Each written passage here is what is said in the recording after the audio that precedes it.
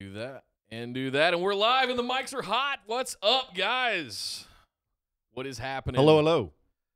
Busted Wide Open fans, how are we doing today? We are live on YouTube, ready to talk some more wrestling. We're going to chat for a few minutes while Nick works out some levels here. Yes, I did just refer to myself in the third person. Wouldn't be the first time. No. Won't be the last time. No. But we're just going to... I learned some lessons last week. That was pretty fun. It will always be a learning curve. Yes. You learn something new every single week doing this kind of stuff. So, yeah, let us know how it sounds. You folks in the chat, thank you very much for joining us right on time today. Let us know how things are coming through. We sound good. G-O-O-D-T, of course. Yes. The Booker T version. Booker T. Good. Good. Mm. All right.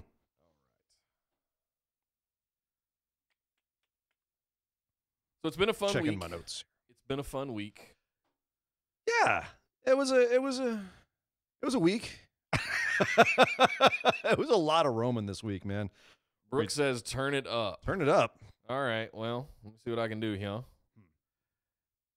Turn my headphones up. That's on you. I'm hanging out. Till Yeah, for some reason the limiter plugin's not working, so. Mm. All right, well, let's try this then. Let's see if that makes it a little louder, maybe. All right, and we'll do a little bit of that. The fear is that it's going to start picking me up on your microphone. That's my concern. I don't know. I've been finding that if I even come back to here, it just dies on the mic because of the compression you've got. This is the fun tech stuff that we do before the show actually goes on. Thank you guys for putting up with us while we do this learning stuff. Fun! Yay! Good times. All right. Let's see what we got going on here. I don't know why that limiter's not turning on. It's powered on. Try powered off. We promise this will Powered get on. entertaining very soon. Oh, yeah. All right. Well, we're with just a going to lot. have to go without it. Okay. So hopefully you can hear. If not, just turn your volume up. I promise we will get this kind of stuff fixed as we go through the day. As we go through. We'll just talk louder. Yeah, you just have to talk louder. Have to talk That's really louder. what it comes down to. So I'm going to push record here. We're going to start recording stuff as we talk. And then we're going to do a little 3, 2, 1 countdown. And then we're going to Start go. this show up, yeah? We're going to get going. So we've got a lot of wrestling to talk about today. What else is new? It's hot in the valley. It is like the devil's taint outside right now. For those of you who don't live in Los Angeles, God. It's brutal. Brooke, how does that sound? Is it sounding better? Louder? Give me an affirmative before we start going here. He asks the chat room. Yes. Turn my headphones up. Give it some more meat. I'll give you. Not a I'll give vegetarian you- show. Well, I'm not going to say that out loud. You can. I'm not going to give you more meat. Womp womp. Hey, this is a we're live on family. It's a YouTube. family show, man. Come Hey, on. it's marked as explicit. You know, Sometimes we can't control buyer ourselves. beware. You know, A curse word slips through. right? Mm. Every now and then. Every All now right. and then. We try to be good. Well, we're tuned up. I like where we're at right now. Okay. Let me. Are you ready to go? I'm ready to go. Are you guys ready? I was born ready. Are you guys ready to go? I think we should go. Let's So do this show. let's kick things off with our good partners at Blueberry and a 1 and a 2 and a 3. This episode of the Busted Wide Open podcast is brought to you by Blueberry. Blueberry offers the best media hosting, accurate listening stats, and their all-new PowerPress Deluxe sites, a no-setup WordPress website for your podcast with all the necessary links to share your show with the world built right in. If you currently produce a podcast and are looking for a better media host or looking to start a new one from scratch, head over to orbitaljigsaw.com/BWO and sign up for the best media hosting and a PowerPress Deluxe site to get your first month absolutely free. That's orbitaljigsaw.com/BWO, or just use the promo code BWO at checkout for your first month free. And with that said, enjoy the show. This is the Limitless Keith Lee, and I'm here to ask you to stop what you're doing, take just one moment, and bask in the glory of the Busted Wide Open podcast. Mwah.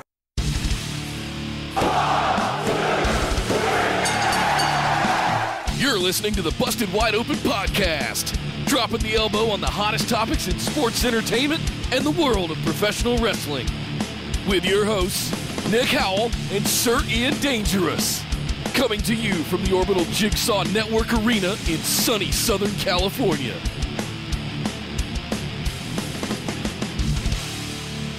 Welcome back to the Busted Wide Open podcast, but if this is your first time joining the show, I'd like to welcome you to episode number 85. We're up to 85. Good Lord. I'm Nick Howell.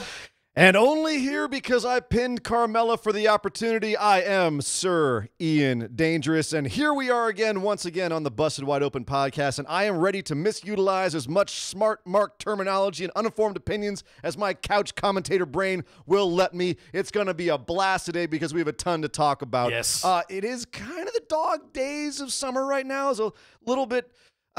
you could say dog days of Summerslam? Yeah. We next week is the go home shows for all of WWE before Summerslam, right. NXT included. This week it was a little bit of setting up some matches, but nothing too grandiose this week. But still a lot to talk about. We do have the finals of the G1 coming to you tomorrow and the day after, and that's a bunch of matters. We're going to get to that over in our New Japan section. There's a bunch of news and notes we have to get to talk about. We have listener questions. To which point, I should say, if you'd like to get involved in the discussion, head over to our Facebook discussion group. We do have a Busted Wide Open Facebook discussion group. It's a lot of fun. It's actually there's a lot of engagement over there. There's a lot of people hanging out and talking about stuff, and it's a lot of fun to see a bunch of people's opinions and the funny memes they post and some of the things you don't even think about come up sometimes. Oh yeah. And I love it because some of our listeners have some great ideas and thoughts on the product. So head over there, join the conversation, and also join our Patreon, because that is how you can ask us questions on the show by heading over to patreon.com. Yes, slash BWO. Right. That's correct. That's where we kind of centralize everything these days outside of the Facebook group. If you want to interact and engage directly with the show, head over to patreon.com/BWO. Sign up for that $5 tier.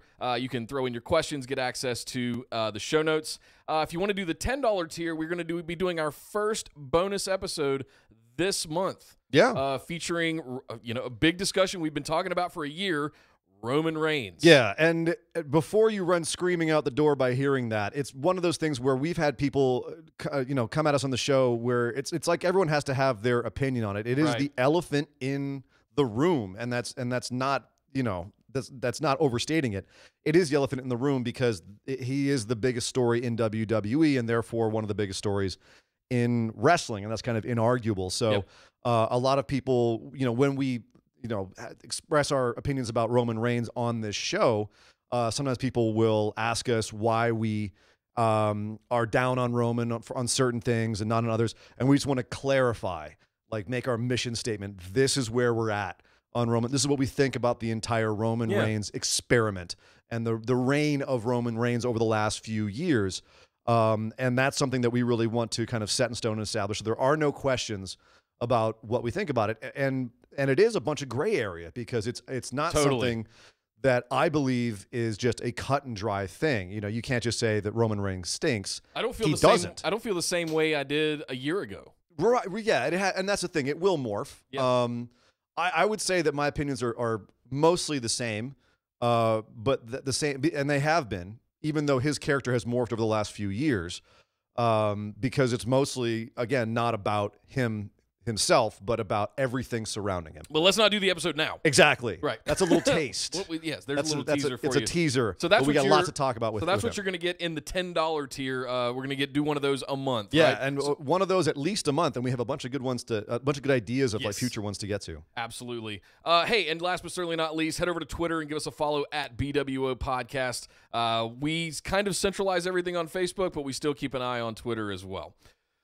Ian, we have got a lot of wrestling going on right now. We're in as much of a dog days of summer as it is, there's a whole shit ton of stuff going on. It's relatively speaking. Around the world of sports entertainment. Yeah, I mean, and even in WWE, I say that, but it's relative. There was still a lot that happened. Yeah.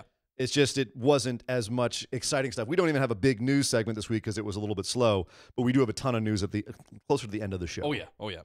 Well, let's get right into it, guys, and let's kick things off talking about what went down on Monday Night Raw.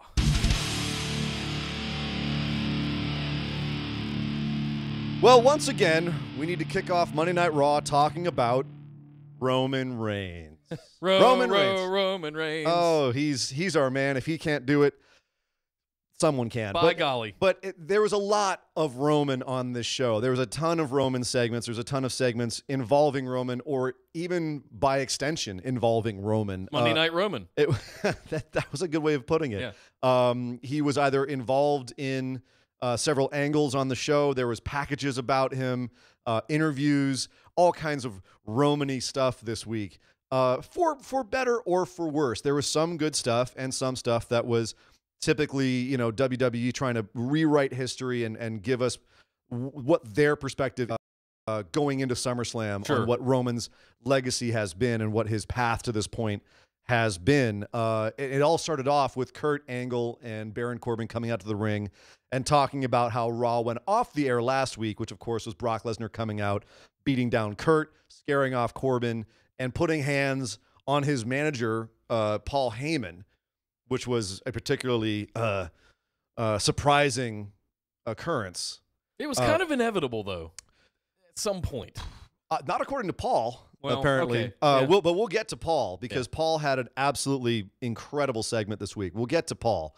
Let's first work through all of the Roman stuff this week, because first of all, we had a match made between Roman and Corbin. Of course, Roman came out to confront Corbin for not standing up for Kurt last week, because Roman's the hero in this. And what happened? You backed down. Yeah, you're a coward. And so Kurt made a match between the two of them because Kurt was unhappy at Corbin, and Corbin was pulling rank and saying, "I'm the authority. I'm Stephanie McMahon's boy. Right. You just make the matches." And Kurt said, "You're right. I do make the matches. As a matter of fact, I do. Why don't you have a match with Roman Reigns?"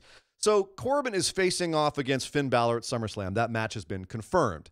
At the end of the match between him and Roman, he tried to run away, and Finn chased him back down to the ring to take the spear 1, 2, 3 from Roman. I'm kind of disappointed in this Finn Corbin angle. I felt like they could have really put some... Wait, you're disappointed in something WWE did with Finn Balor? No. Say it ain't so. Well, it's... And so this week was really, if you were looking at how WWE creates its baby faces, this was a good week to look at it, because every one of their major baby faces that didn't have anything really going on, they just love to smile about things. I mean, doesn't have anything going on in the sense that they don't really have a direction for their character. Okay. Beyond the very kind of basic framework of he's a good guy. Finn Balor, Bobby Lashley, Bobby Roode, or even Ronda Rousey. When she's not being the baddest woman on the planet, she's smiling her face off. Yeah. They're all just grinning like idiots. And it's how they've been doing their baby faces for years, is if you're just a baby face, smile a lot. Make sure you smile. Get those teeth out there. Yeah. Which is not a bad idea in terms of you want your baby face to be appealing to kids and come across as a baby face. But at a certain point, it becomes too much, and it becomes a little creepy. And a lot's been made about how Finn has just, ever since he had, like, right around the time that he got back together with the OG Bullet Club guys, Anderson and Gallows. Anderson and Gallows, and he started smiling a lot. We initially thought it was because he was just so happy to be with them, and then he just never stopped smiling, and it was just creepy as hell. It's borderline Cheshire Cat creepy. Yeah, it's just bad. And he's making it work. He's still over as hell. It's not really hurting him. I think it hurts Lashley. He's the one that I really am just kind of like, it doesn't. Yeah, that's cringy. Yeah, and I think Finn started off being cringy and has kind of found his way a little bit more now. Yeah. So anyway, so there's not really anything happening with Finn and Corbin. Corbin's off feuding with Roman. He's acting as the authority figure with Kurt, coming in and telling him what Stephanie McMahon wants him to do. But there's not really, I mean, Corbin beat Finn clean last week. There wasn't any real build this week other than that Finn screwed Corbin in this match, which didn't really, to me, add any fuel to this feud. I don't feel like this feud is really building in any way. No, it's not at all. The fact that they're still having that, we didn't even get anything this week on Raw except for Finn chasing him back down into the. That's what I mean. The highlight was on Roman. Him facing off against Roman is a sort of retaliation thing from last week. That's what I mean. Yeah. So it wasn't even about the Finn and Corbin feud. So it's a weird dynamic there. I'm also curious how the dynamic's going to work going forward with Corbin as the sort of the heel authority figure and Kurt as the somewhat face authority figure. He's just trying to make things work kind of thing, kind of bumbling around. But the question then becomes, how much will the authority interfere in this Roman and Brock feud? To try. You're talking about like when Triple H and Stephanie show back up? Yeah, but it's also the whole idea that the anti-authority angle, right? That they've been loving ever since the Stone Cold days, where they want the powers that be to be pushing down on their babyface guy, to their top babyface, so that they can overcome it. Yeah, right. So there's an underdog aspect to it. It's hard. The most recent one was probably Daniel Bryan's big story from a few years ago. Absolutely, not even entirely their fault. They're not even their intention. Absolutely their fault, but not their intention. Yeah. I think that they're definitely trying to do. They've been tried to do a Daniel Bryan angle on Roman before, and it didn't quite work. This is a little bit more subtle, with having Corbin being the spokesperson for the authority. Right. So the dynamic works for me. It's just I think they're doing too many things at once, and as a result, there's not enough heat being built towards Corbin and Finn, and it makes it seem like Corbin's the stand-in for Brock Lesnar here. They're working a good angle with Brock, and we'll get to that in a second with the Paul Heyman stuff. But having Corbin be kind of the stand-in as the authority figure seems to me to be diluting the whole thing a little bit. They're still going with this conspiracy theory that Roman won in Jeddah at the Greatest Royal Rumble, but the authority screwed him out of it for some reason. Let's move past that. Okay. I know we're not going to be able to move past Roman in this episode because there's so much Roman going on, but you did mention that we had an interview with Corey. Yes. Going on. What went down in that interview? And it's one of those things where we got sort of a retracing of the steps of all of the last 3 years. That's a very kind way of putting it. Okay. How would you put it? I would put it as WWE creating the history that they want to tell the story with. Oh, okay. Because there's a lot of stuff that they left out or changed to try and give us which fine. They're allowed to do that. This is the story they want to tell now. And you can manipulate history if you want to try and tell a story. It's happened in positive ways before, and frankly, if this climaxes in the way that feeds this story, sure, we can go along with it and it'll work. It will work, and it probably works for a lot of people who don't really want to, micro-analyze how things actually went down. But it was basically a rundown of the last few years of Roman fighting Brock and the things that happened in between. We didn't talk about how Roman beat Triple H, for example. That was left out of this. This is just focused on Roman and Brock, which is fine. In my opinion, that's all it should be focused on right now, because that's what's important going into SummerSlam is Roman and Brock. Do you think the intermixing of Corbin into this at all, just to poke at Roman, will have some kind of after effect down the road? That's the question. I don't know if we're going to have any authority angle involved in this feud at SummerSlam. Yeah. Frankly, I hope there isn't, because I can't really see it helping. No. I'm talking about beyond. Let's say the prophecy. Like after the fact? Yeah, the prophecy is fulfilled. Things move on.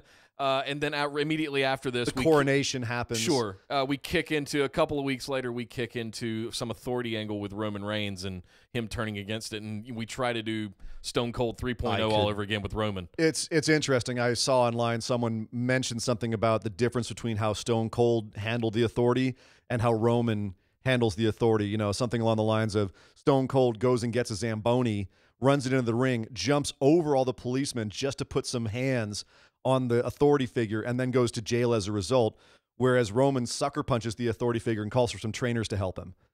You know what I mean? Like it's a bit of a dynamic shift.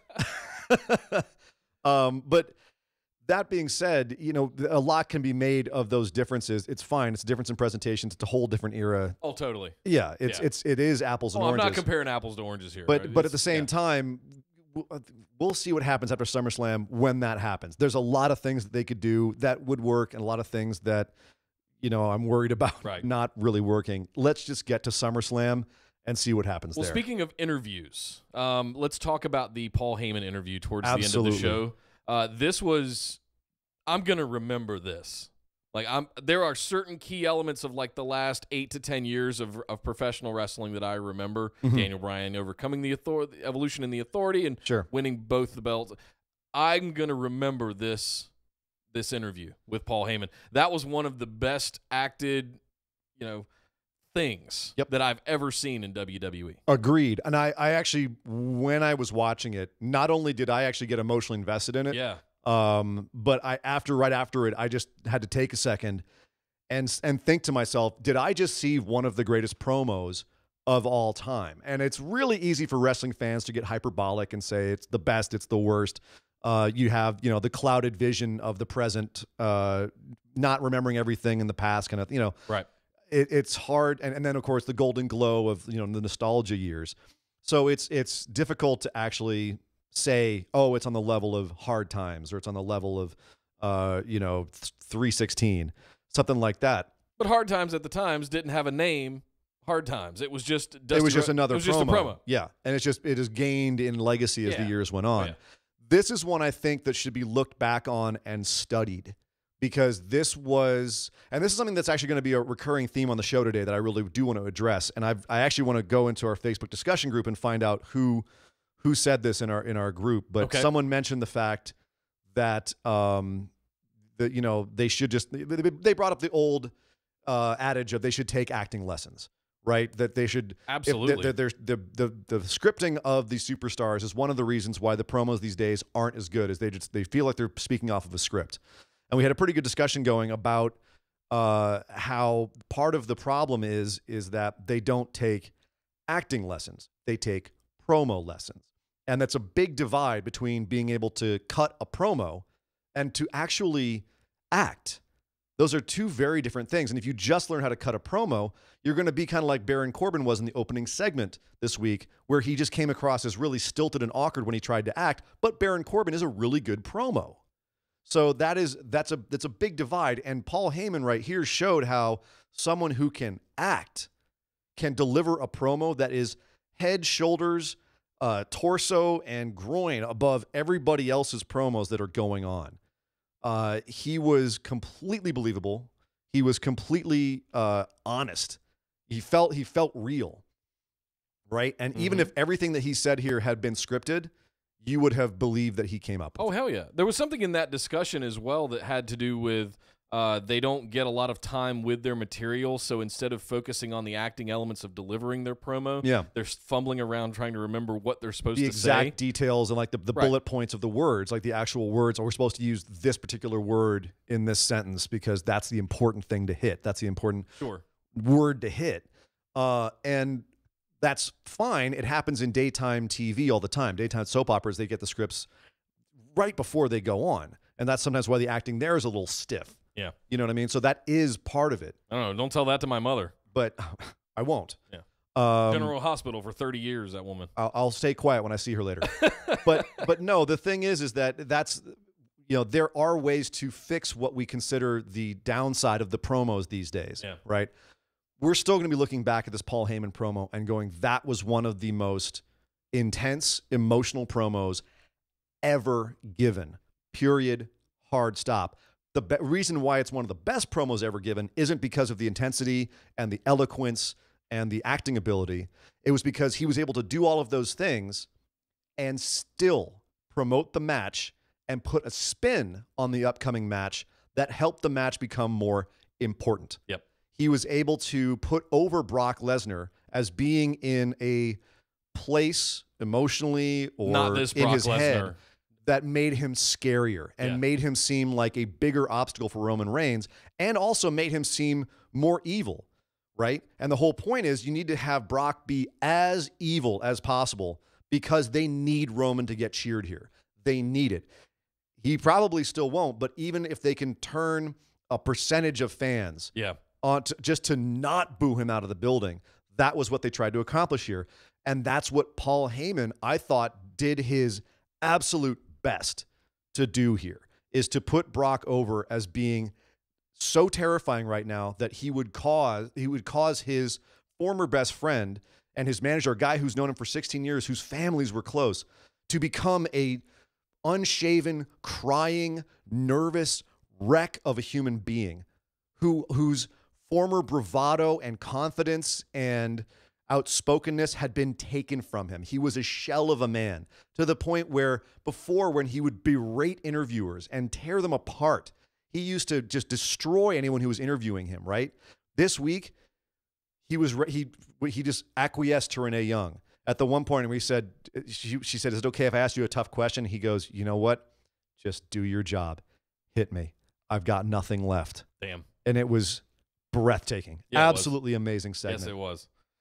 Oh, well. Oh, I should add, if you watched online, they added, this is an interesting little twist. Okay. Online, they added a quote-unquote unaired extra bit to the end. Which was? Which was that after they had gone black on TV, the whole thing that Paul Heyman was saying is that against this Brock Lesnar, Roman doesn't stand a chance. Cut to black. On the online version, it keeps going, and he goes, unless... and he pauses and takes off his mic and starts to walk away, and Renee goes, "What do you mean unless? Unless what?" And then, of course, it all ends, and Renee's sitting there looking pensive. So, drama. One wonders if they're just trying to put it in our heads that, you know, Roman could win. If they're trying to say, will Paul turn on Brock? There's all kinds of things that then. They might have just been doing it just to spin us. I think it's what you said initially. It's to build up Brock to be like Paul Heyman, as evil and as snaky and as good as he is at all of the stuff that he does. The fact that Brock Lesnar has gone to this level has now broken him down this much. Oh, yeah. I think it's exactly what you're saying about it's just an effort to make him seem that much more insurmountable. Mm-hmm. He's gone next level, Brock Lesnar. Right, but then to have Paul kind of hint that there is a chink in the armor, that he might know something, right? That's a nice little twist. For those of you who are not listening or not watching us live on YouTube, Nick is currently eyeballing his Braun Strowman toy that's on his mic over there, which we'll get to in a second, because obviously there's some other elements that are going on at SummerSlam that may have implications in the Universal title picture. But we need to talk more about Roman Reigns. Because Wait, what? We haven't stopped talking about Roman Reigns. Because he was most of the show this week. Okay. We also talk about him because he was involved in the Seth Rollins, Drew McIntyre, and Dolph Ziggler feud.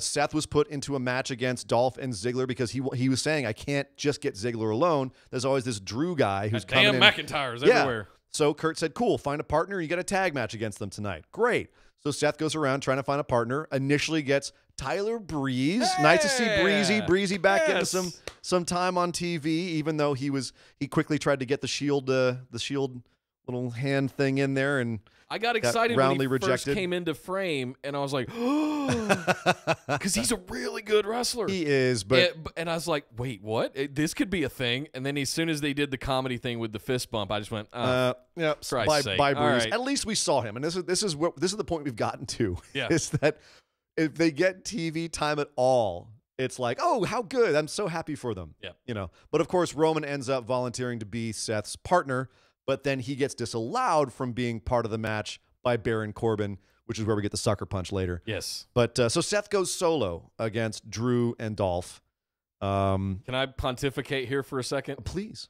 I actually thought this was going to be a Dean Ambrose return segment. So did the audience, and they all chanted. They were all chanting. We want Ambrose. Mm-hmm. As soon as he said Roman can't go out there, and it was just going to be Seth in a handicap format, I went, Now I would not rule out him showing up at SummerSlam. That seems to be the conventional really wisdom. Close.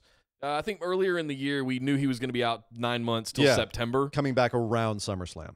Yeah, it's going to be middle of August. He needs to make an appearance, I think that might be a good place to do it. It feels like that's what they're building for, with Seth having the odds stacked against him in this, and needing a partner, needing someone to watch his back. It seems that's what they're building for. The question then becomes, does Dean Ambrose come back and help Seth, or does he come back and screw over Seth? I think yes is going to be my answer. One of those. Thanks, Nick. No. I think it's going to be one then the other. I think there's still some hatred from Dean for the Shield breakup, and we haven't really seen that manifest until. So I think there is going to be something that comes in. We're all best friends. And I wouldn't be surprised if you see Dean crack a chair over Seth's back after the match or something like that, and we get a Seth and Dean rivalry program. And that's one of the things that's being suspected that's going to happen for this match, right? And you throw potential champion Roman Reigns into the middle of that as some sort of three-way where he has to pick sides. That's a great story. Oh, there's lots of stuff to do with it, or they might have them go on a bit of a tag run for a while and feud with Ziggler and McIntyre. Rollins and Ambrose was a lot of fun. They might have Drew and Dean have a little program going on after this if Dean stays face. There's a lot of stuff they could do, and they don't need to have Dean come back as a heel, although it would be a very entertaining way to have him come back. And they did leave that set up with the way that he went out with the injury, where he could possibly blame Seth for letting him be injured at the hands of Samoa Joe. Seth, he might be like, oh, well, you caused that to happen. I didn't think about that. They left it open either way. Yeah. You know what I mean? They didn't really put something. They left both options open for themselves. So we'll see what happens. I think that it's not out of the realm of possibility to speculate that Dean comes back for SummerSlam for this feud. Let's move on and talk about your boy, Braun Strowman, who flipped the set of the Kevin Owens show this week. Of course he did. Because it's what I do. It's what he does. What he does is destroy things. You had Jinder Mahal come out, who's now apparently Kevin Owens' guru. Jinder now being relegated to comedy act again, which, at least there's a place for him. 10 years, full circle. It's there we go. Dare I say, it's like poking a toe at racism here. Like it's almost like he's his guru. Oh, come on. You know what I mean? No. I just putting that out. You've been in California. Putting that out there. I'm acting like a sensitive millennial. Okay, yes. I don't know. I had avocado toast for breakfast this morning. That might be why. But no, in all seriousness, so Jinder's a comedy act now, which is fine. Kevin Owens is being a bit of a comedy act. They go back and forth on the stage talking about how Braun is just a big old bully. Braun flips their little set with them on it, which I felt was a little anticlimactic. I don't know. It didn't have the visual impressiveness that I kind of thought it should, until they showed the angle from the back and you see Braun actually pushing it over. And he's literally like squatting the stage. Yeah. That was a better with angle. the back of his head. Yeah. Yeah. And it turned into kind of a repeat of last week where he had a match against Jinder Mahal. Yeah. And Kevin kept stealing the briefcase and trying to bait him to coming out and losing by countout again.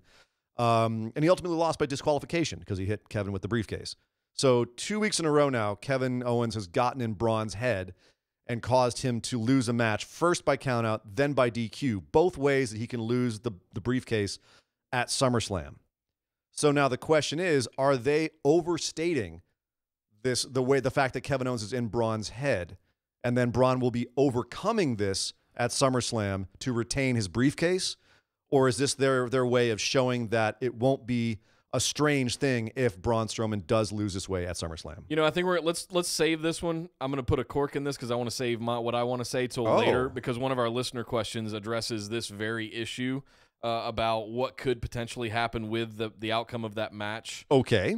So without giving anything about what I want to say there away, let's save that one for the listener So questions. Stay tuned for later in the show. Yes. We'll come back to this. We're going to talk about what could happen with the briefcase and KO and Braun Strowman and even the championship. Okay. So, well, then let's move on and talk about one of the other big things that happened on Raw. It was one of the most promoted things for this episode of Raw, and also the main event at the end of the third hour. yes. Ronda Rousey having her first singles match on Raw against Alicia Fox.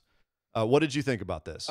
Look, I love Foxy, and I've been on record saying that plenty of times. This was kind of a dud for me. Really? The graps itself, in a sense, it was just, if you can't get out of the giant markery bowl of soup for Ronda Rousey long enough to just kind of watch, because the commentary was jumping out of their skin, screaming her name off the rooftops. Sure. The crowd was into it and all this, but I actually objectively watched the match, and it was just meh. Well, okay, to speak to your point, it was a glorified squash.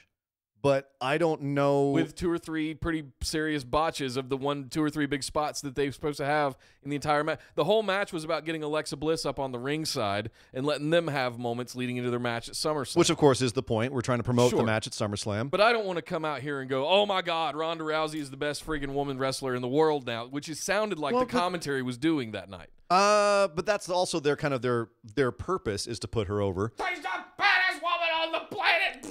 Well, I mean, but that's how we're promoting her. That doesn't surprise me that they would do that. Nothing about this match surprised me. I was not surprised that there was a couple of muffed moves. I was not surprised that the commentary was wetting themselves over Ronda Rousey putting her over as being the next biggest thing because they paid a ton of money for her. Sure. Of course they're going to make her look like the best thing since sliced bread. That's what, of course they are.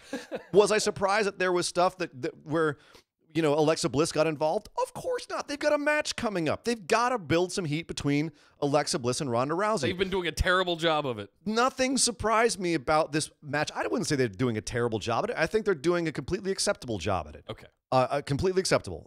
There's nothing I would say that is being completely done wrong about this build. It is a completely satisfactory build, and I think it was smart to have part of the build be Ronda having a match. And yes, it was a glorified squash where Foxy got in a little bit of offense and then Ronda just dismantled her. Sure. But I also thought that the muffs weren't that bad. She still had enough, for instance, the botched suplex. Yep. She still had enough sharpness on it, like enough torque on it, that it still looked like a pretty beefy move. When she was beating up Foxy in the corner, like I couldn't help but notice how accurate her strikes were because she is a real fighter. That part I ain't mad at. You know what I mean? Girl's lightning fast. When she really crazy. unleashed, she is absolutely dynamite to watch. And for me, that was the real takeaway about this is that Ronda can have a couple of muffs in a match, but then just let her unleash, and it's boom. To me, I'm excited again. Yes, she can do strikes, but can she do a 20-minute choreographed match? No, That's and I what wouldn't wanna expect her see. to. I wouldn't expect her to at this point. She's barely just gotten into professional wrestling. I understand. She's not going to do a 20-minute technical masterpiece already. Come on. She's but not. That's what they're making her seem like she is. That's my whole point. But no, everything is making it seem like she is the best thing and in Roman women's Reigns wrestling. calls himself the best wrestler in the world. Sure. CM Punk called himself the best in the world. That's what you do is you build something up. That's as old as the business itself is to just make things seem like they're bigger than they are. They're selling argue it. with that. It's selling it. And, we can take it with a grain of salt because we've watched it for long enough to know, all right, they're just using hyperbole to try to sell the show. But it doesn't mean that we have to necessarily buy into it. I want to buy into it, and I think that's why I'm frustrated. There you go. There you go. That's it. But you don't. I wanted it to be better than it's working out for me, and it's not working out for me the way that I didn't get what I want. There you go. I'm mad. Temper your expectations, my son. Yeah. And you'll end up being a lot happier. So we also talk about the feud going on between. Foxy still looks great, by the way. Foxy still can. Keep Yeah, doing she what can you're still doing. absolutely go. She was a little bit. Her selling was a little bit questionable. Anyway, we're not going to get into that. Elias and Bobby Lashley. The hell is going on here? Don't care. Lashley went from what I thought could have been a really good feud with Roman Reigns to back down to the mid card and doing weird pseudo comedy feuds with. I mean, feels like Singing Sami like Zayn. Itsy Bitsy Spider. It's like Sami Zayn Part 2 without the kind of the controversial military thing going on. You know what I mean? You have Elias who's promoting his new album, which, by the way, was a huge success on iTunes. Was it really? Yeah, it actually legit was. Huh. For 4 songs. It's pretty incredible. But he came out and promoted that. He's got a quote-unquote documentary crew following him around. The documentary that they already have up on WWE is hilarious, by the way. Okay. But then Lashley comes out and just says, "Don't ever say my name," essentially, and then beats him up and stands tall. This is it's playing to one of Lashley's weaknesses, which is having a personality and talking into a mic. Yeah, and kind of being a robot. Yeah, it's not working at all. And the problem is Elias is so charismatic that it expounds how non-charismatic Bobby Lashley is, unless he's given something really good to work with. And he's not being given anything to work with. Keep him here. doing physical stuff and have him come out and just murder people. And Right, which he ended up doing at the end of Sure. this. Which is, but that problem is that once you see that too many times, it loses its luster. Okay, he can put someone in a vertical suplex for 30 seconds. Great. But then you see him talking against Elias, and Elias blows him out of the water, as I said, in terms of charisma, and then we got a bit of a problem. Yeah.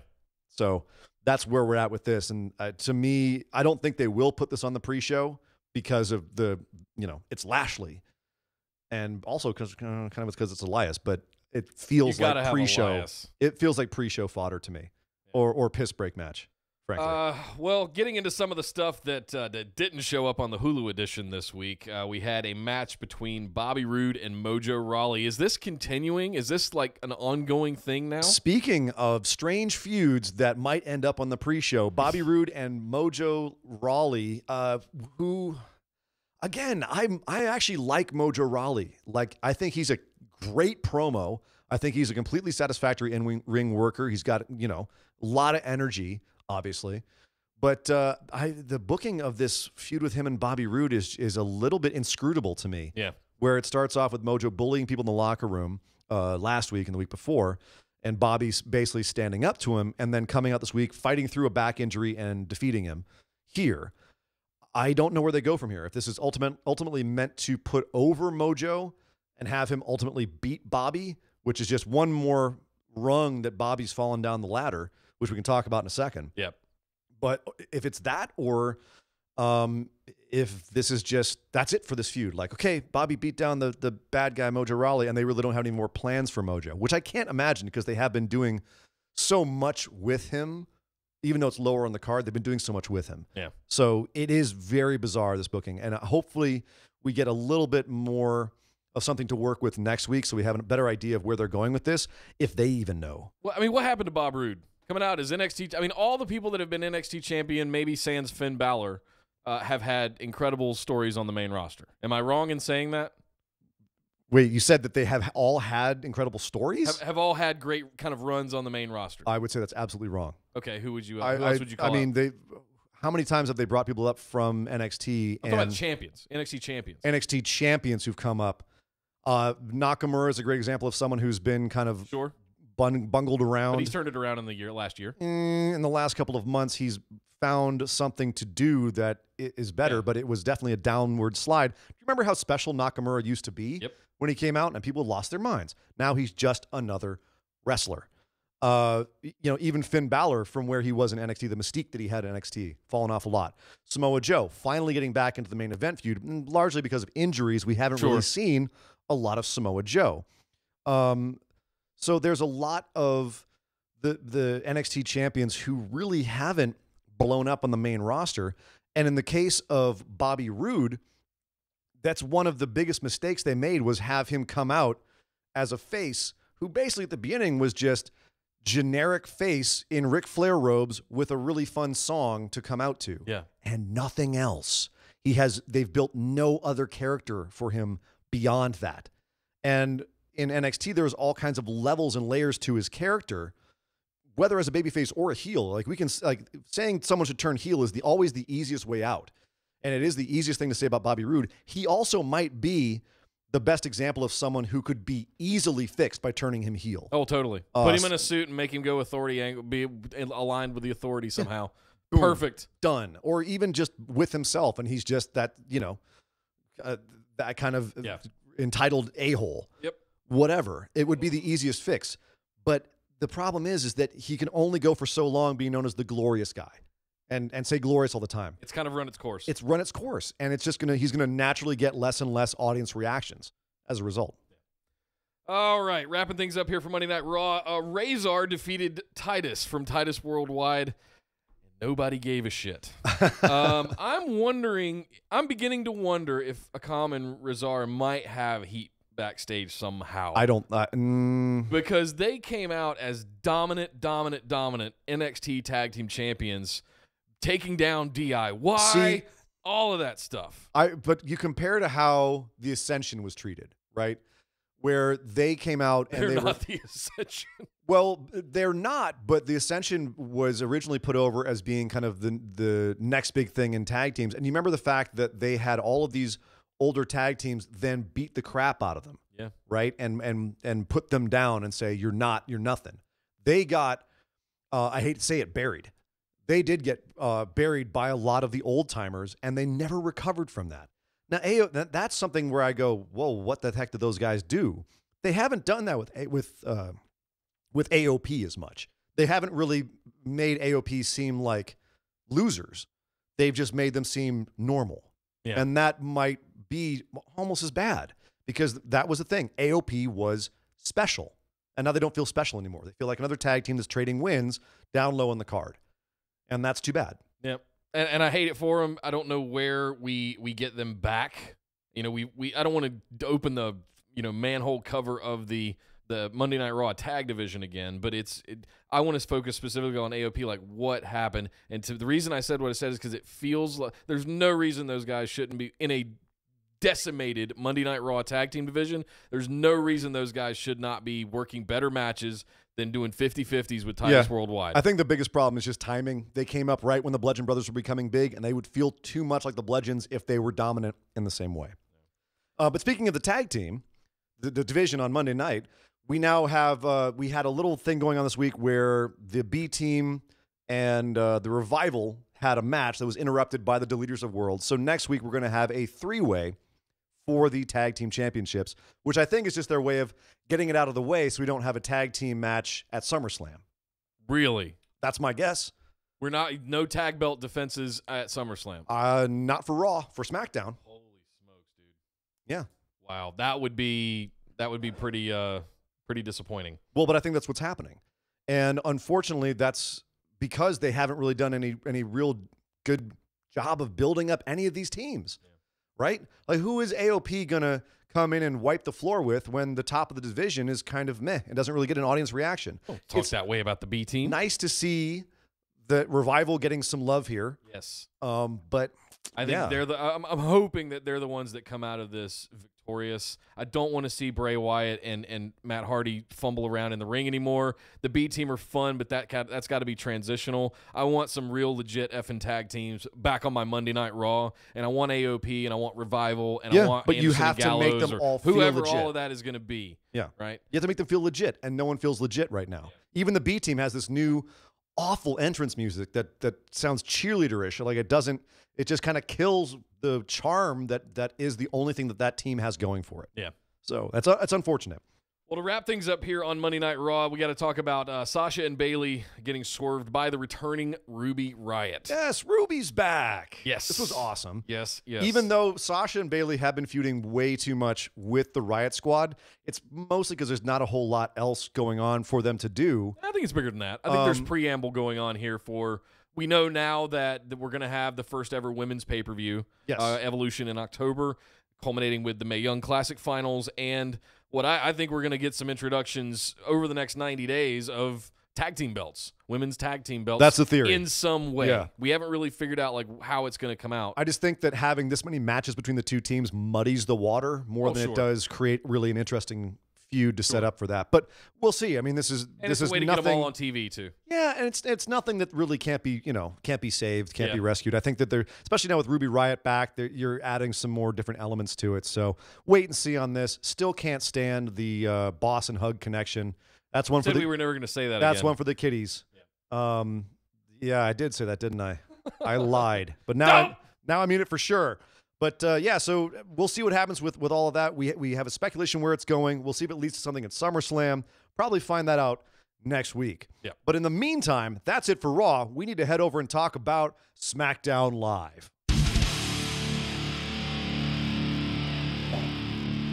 Well, just as we were talking about the girls on Monday Night Raw, getting into their tag team stuff, we had some tag team action happening on SmackDown Live with the women this week. We sure did. And we're seeing this kind of coming together of sorts of Becky and Charlotte. Oh. And it's getting very, very interesting because I thought they were going to go in a face versus face sort of thing. I think they kind of are still. But maybe? I love the dynamic here. Let me just take a step back. Okay. So we had Becky and Charlotte versus the Iconics. And the dynamic that's going on, the Iconics are fairly irrelevant in this feud. It's more about Becky and Charlotte. They were fine. They did their parts. I love the Iconics.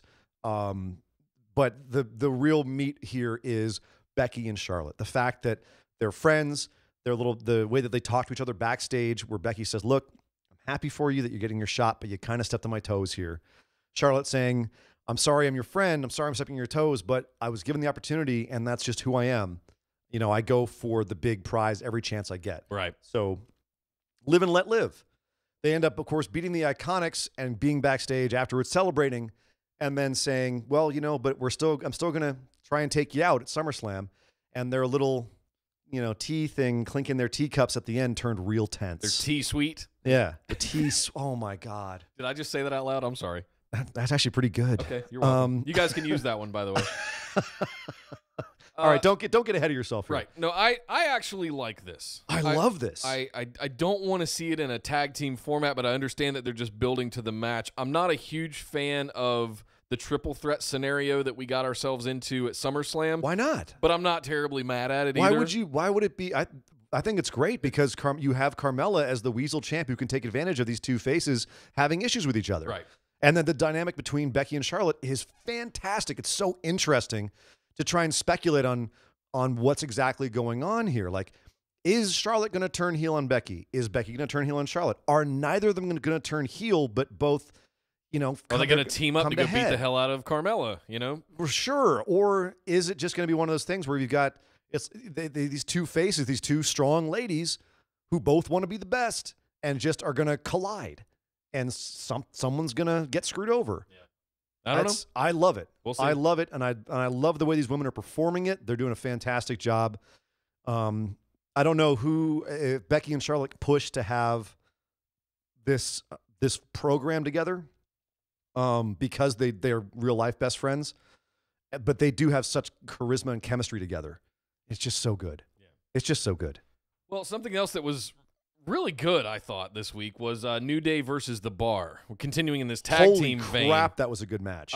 What an incredible match that was. Wow. I think both of them look great at the end of this. Yeah. New Day can do anything. Yeah. Anything. They've gotten cereal over. They've gotten pancakes over. Yeah. Just whatever. You put them on commentary. They can do commentary. Yes. You give Kofi a mic and a blonde wig, and he can interview the other members of the New Day in a funny voice. You know what I mean? And then they can go to the ring and wrestle some of the best matches in WWE. Are you kidding me? Yeah. Unbelievable. People ask why they're still together after all this time. That's why. Because they haven't gotten to the point where you should break them up yet. They're still gold. And kudos to The Bar, too. Those guys obviously are fantastic wrestlers. I love them together. It's one of those things where I want to see them both have singles careers because I really respect both of those wrestlers. But they're just so good as The Bar.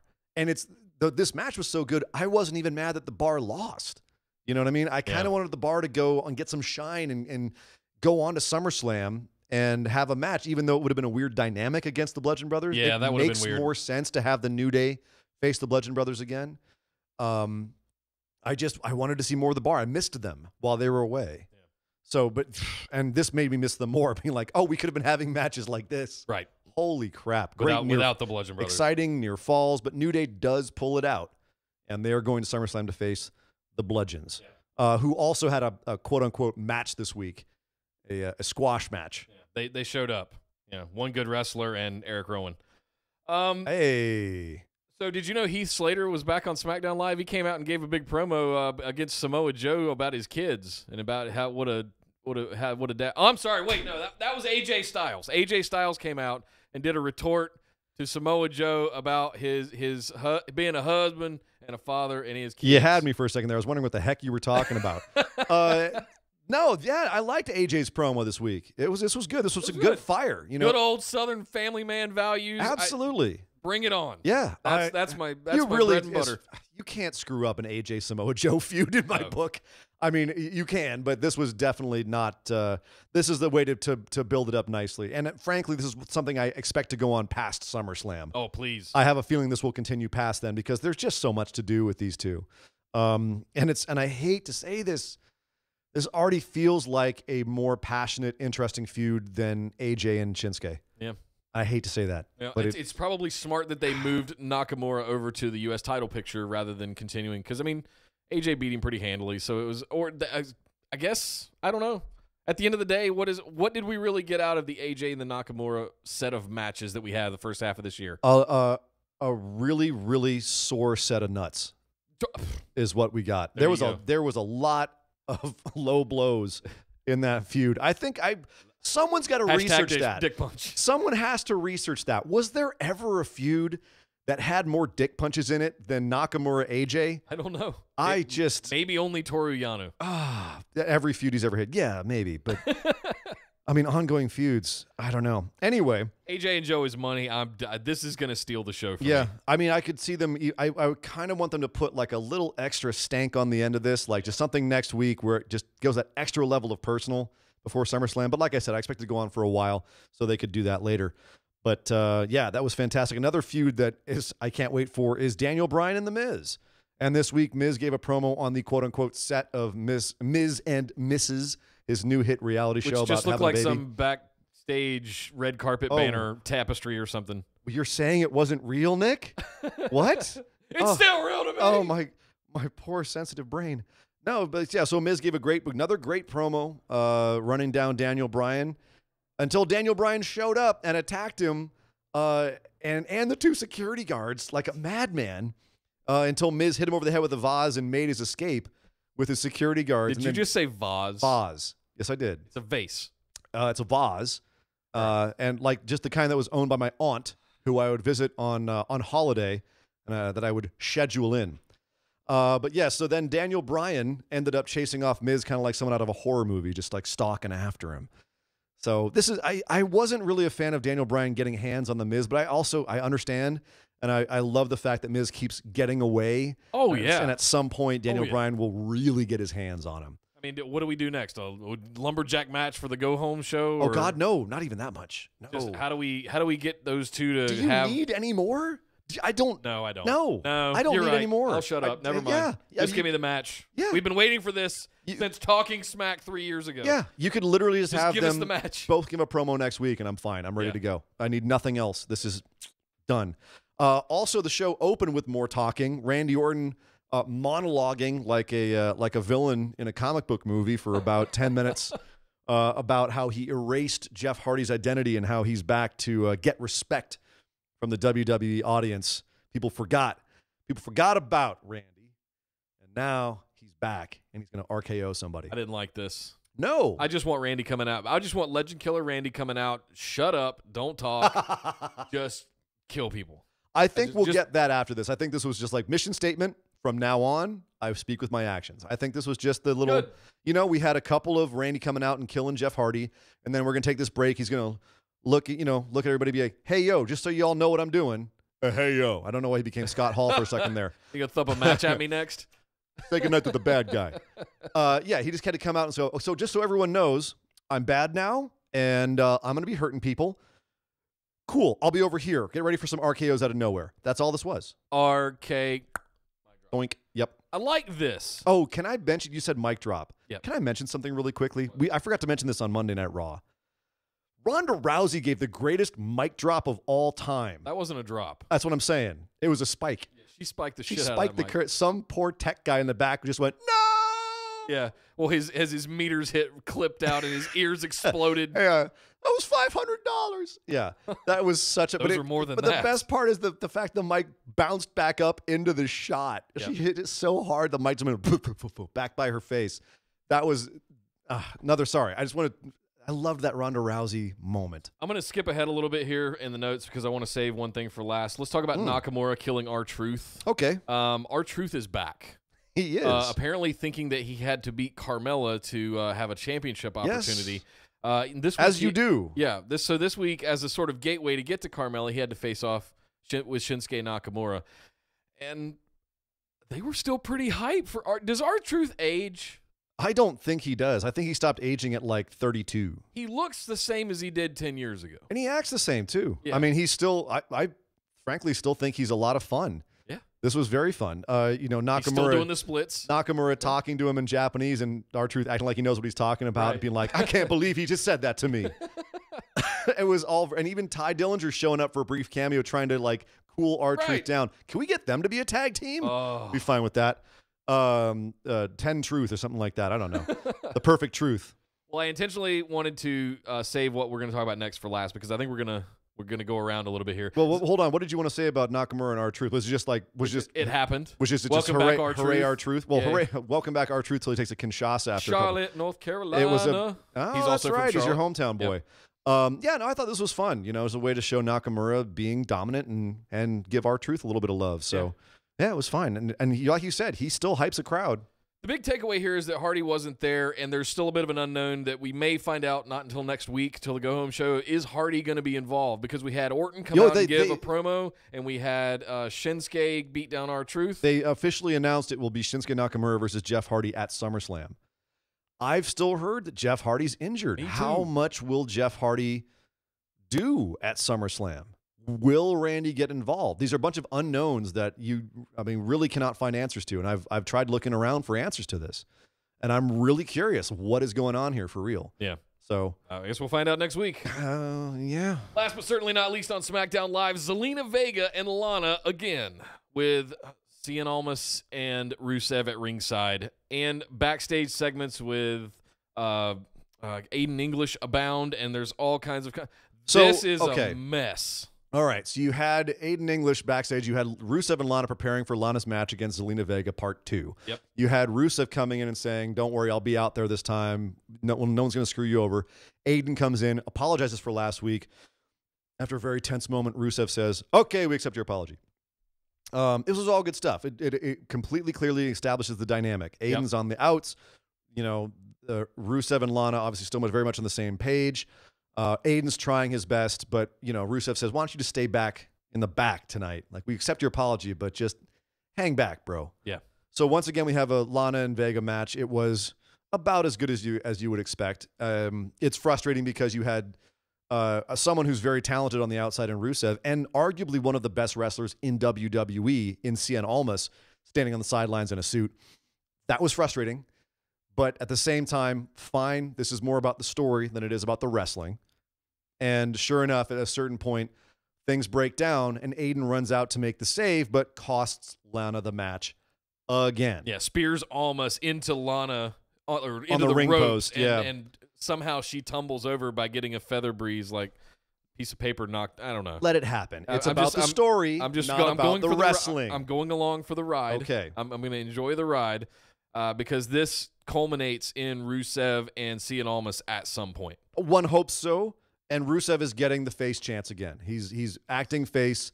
Finally, my question is just where are they going with the Rusev Day breakup? What happens with Rusev and Aiden? I hope it's a redemption heroic moment where Aiden comes in and helps Rusev overcome Almas or something like that, and that gets him back in the... I hope it's not the stereotypical 101...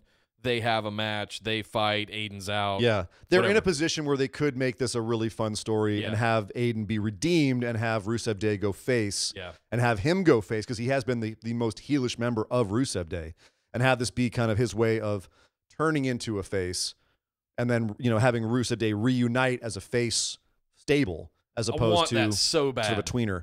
I know you do. A lot of us do. But we'll see what they have planned because this could go several different ways. And several of the ways I think could work. Yeah. I think as long as you end up with Rusev as a face, Lana as a face, they obviously want to push Lana. They obviously like Lana a lot. She is over, so no reason not to. But as long as they continue those pushes and don't just let it all fall by the wayside, I'm really curious with what they do. Yeah. Well, guys, that's SmackDown Live and the end of the main roster on WWE, but stay tuned. We've got a whole other section here for you all about the wide world of wrestling.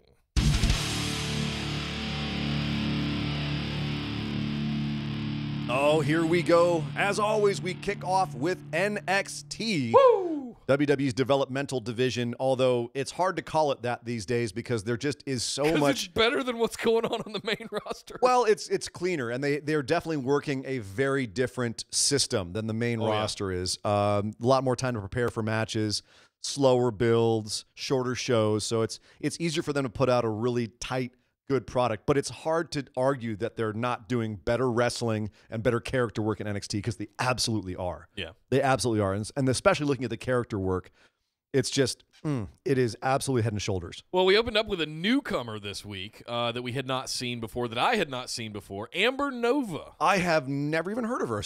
If someone knows more about her, I haven't had a chance to really research because we just watched NXT before we went live today. So I haven't really had a chance to research her history if she's just...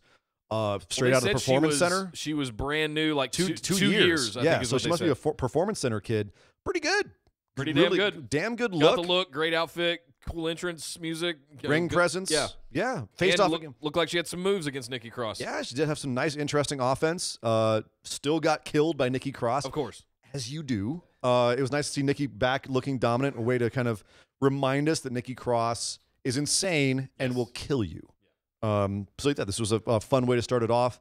And then also a fun way to continue the show was to have Ricochet's music kicking in and everyone get all hyped for Ricochet. I did. I almost stood up. Oh, we both just were like, ooh, Ricochet, yeah. And the crowd, you can hear him doing the one and only Yeah, now. it's kicking off. That song is damn good entrance song. Yeah. Only Ricochet wasn't at the top of the ramp.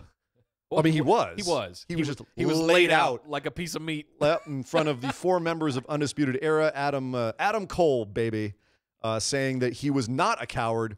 He didn't need to stand behind anybody to take out Ricochet, even though he had 3 guys all around him, which is great heel stuff. But yeah, so we're promoting this match between Ricochet and Adam Cole at SummerSlam. This is a great way to build for it, I think. Simple, effective. Heel gets one over on the face. Great. Fantastic. We know right where we are. Yeah. And I cannot freaking wait for that match. Yeah. That's going to be great. Real quick in the chat, Jared filled us in. She's only been Amber Nova has only been wrestling for 2 years. Mostly wrestles in Florida, but was in Impact for a bit last year. Okay. That does make sense. Okay. That does make sense. Thank you, Jared. Yep. Jinx, you owe me a. He's our research guy. Yes.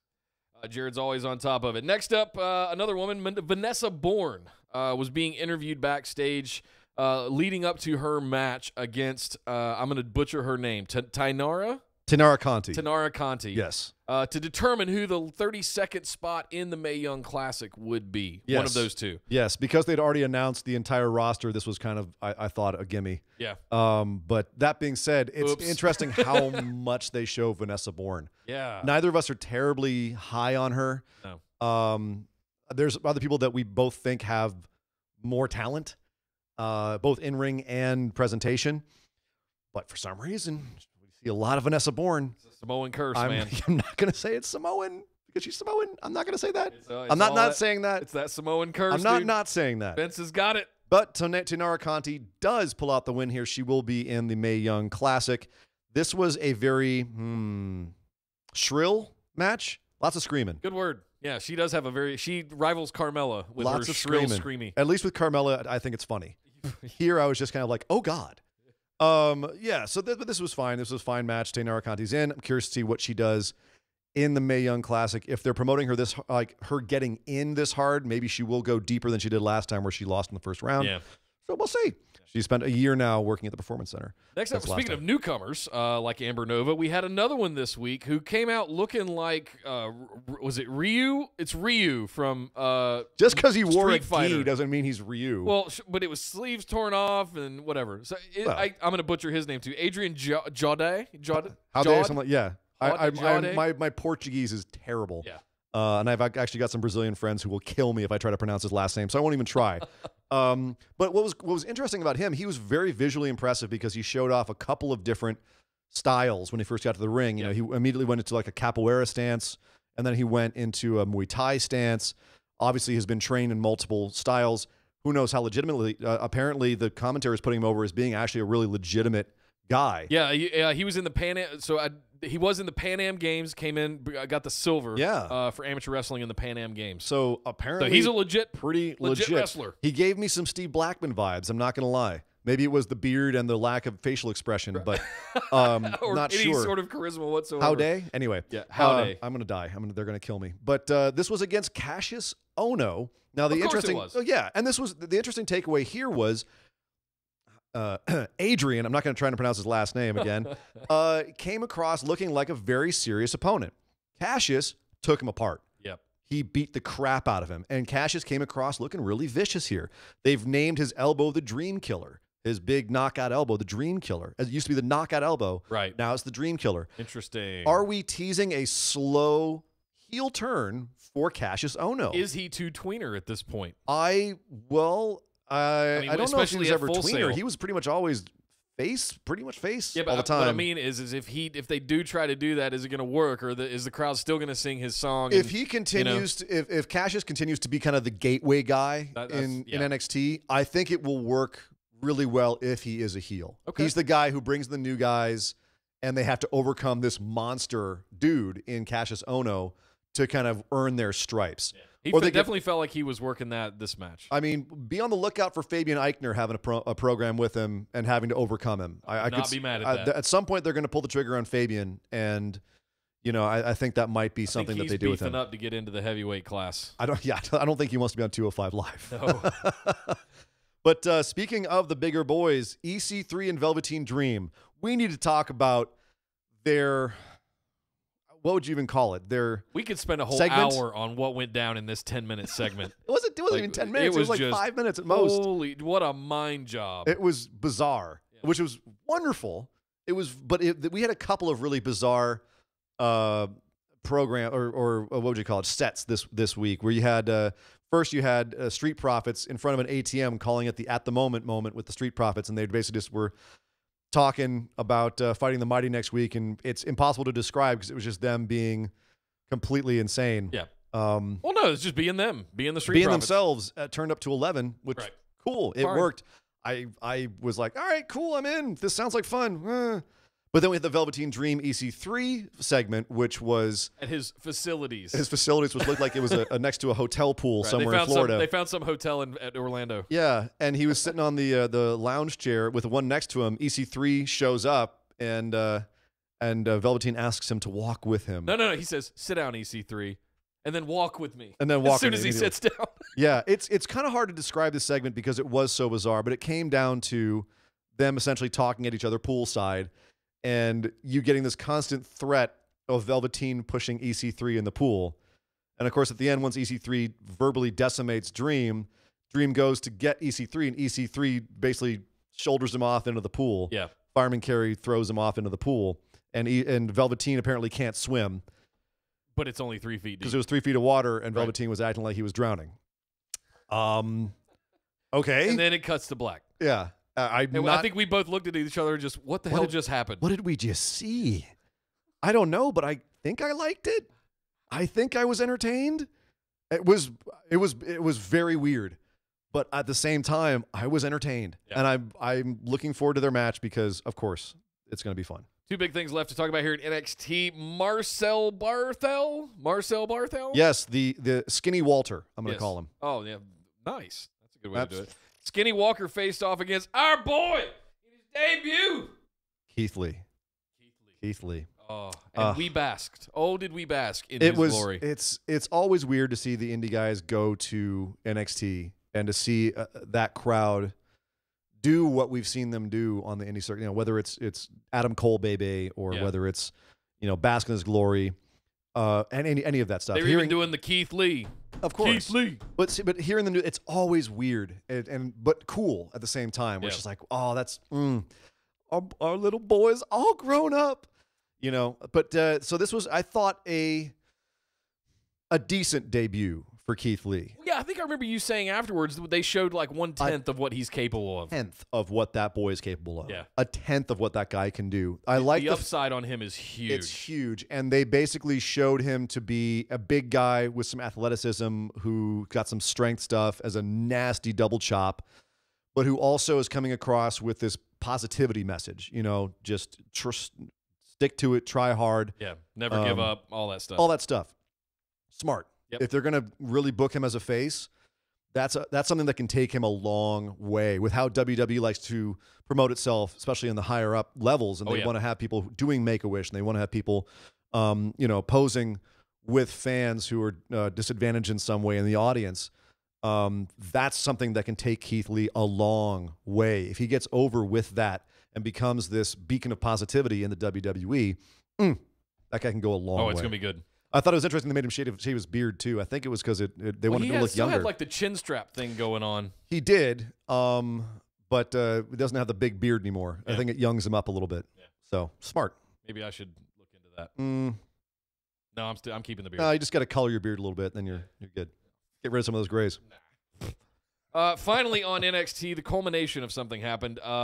We were going to have a match between a sort of redemption match for Aleister Black to have a match with Johnny Gargano to get back for Gargano screwing him over. Yeah. That lasted about 5 minutes before Ciampa gets Ciampa involved. Runs down, of course. With the title. It just, the bell rings as disqualification. Everything goes nuts. And, man, we are on our way to TakeOver. Or so we thought. This was basically the setup for a triple threat at TakeOver, which would have been the best option. And the reason it would have been the best option is we don't want the payoff for Gargano Ciampa yet. We want to keep that burning. Yes. And to have to pay off the Aleister angle in this not only helps Aleister Black in terms of the fact that he just lost his belt, but it also pays off the story more. It slows down Gargano Ciampa, and it gives Aleister Black some redemption from losing his belt. Right. Unfortunately, in a house show, in real life, Aleister got crotched in a match with Ciampa, and it actually required surgery. And I don't know how much of this is a work or not, but apparently the injury was actually worse than initially thought or reported, and he's going to be out for a while. So of course the immediate thought is making me cross my legs as to what the injury could have been. I'm like uncrossing mine. I hate to think, but the bottom line is there will be no triple threat, and they have announced that since then Aleister got, quote, jumped in the parking lot out back of NXT, which by the way, never walk the NXT parking lot alone. I mean, Hideo Itami should have been the lesson right there. Yeah. But Aleister didn't learn that lesson. What was his tweet? Parking lot is not safe. It's not safe. Not safe. Yeah, so Aleister Black is now officially out of this triple threat. It got announced, and then almost immediately it got taken away, which makes me wonder why they didn't refilm that segment to not even have it be announced at all. Thank you. Yeah. Except that they haven't said specifically who took out Aleister Black in the parking lot. The assumption, of course, would be Ciampa. Sure. Which gives more heat to Ciampa as a heel. It makes him feel like more dastardly. And he's crossed over to the dark side, and he just wants Aleister out of the way so he can go straight for Ciampa. Sure. What if it was Lars Sullivan to revenge for the broken jaw? Man. There's actually some of our guys on Facebook Live right now, or on Facebook discussion group, we're talking about like who could be feuding with Aleister, who could be blamed for this, and I thought they had some great ideas. With Cassius Ohno coming back for revenge, or Lars Sullivan. So. There's a lot of options they have there with the Aleister Black angle once he gets healthy again. But what does this do for TakeOver? Because it's the thing you were saying at the beginning. We're having to pay this off too early. Like, we weren't ready for this yet. And they've officially said it's going to be... We didn't have Johnny completely cross over yet to that dark side. We kind of got there a little bit, but we needed like another 2 or 3 kind of months worth of this build. Yeah. Oh, yeah. Man. And they've officially made it Johnny versus Ciampa again. It's not going to be a triple threat. They're not going to insert another person into a triple threat. And I don't know who they would have inserted even if they did. No one else is even remotely involved in this feud right now. I mean, Aleister felt like a third wheel. Well, I mean, if they're going to do it at SummerSlam, because I don't know that they can run this all the way to WrestleMania next year. I don't know about WrestleMania. They could run it the rest of the damn year, and I'd be fine. But what do you do? Survivor Series? Yeah. Okay. Why not? Give me WrestleMania mini. They make every TakeOver a big deal. That's fine. It doesn't matter Totally fair. what other pay-per-view it's on the same weekend. Totally fair. Totally fair. So that's NXT. We have to move over, talk really quickly about 205 Live because there's plenty more to get to. 205 Live still building up towards SummerSlam, where we are going to have Drew Gulak versus Cedric Alexander for the Cruiserweight Championship.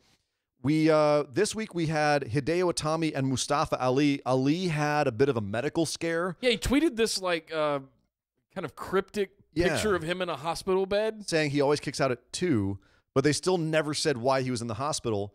But this week in his match against Hideo Itami, he ended up losing because he got, quote, lightheaded and had an issue with his back, and it was bizarre. He ended up losing the match, and then after the match, medics run down to the ring to check up on him, and he doesn't know what year it is.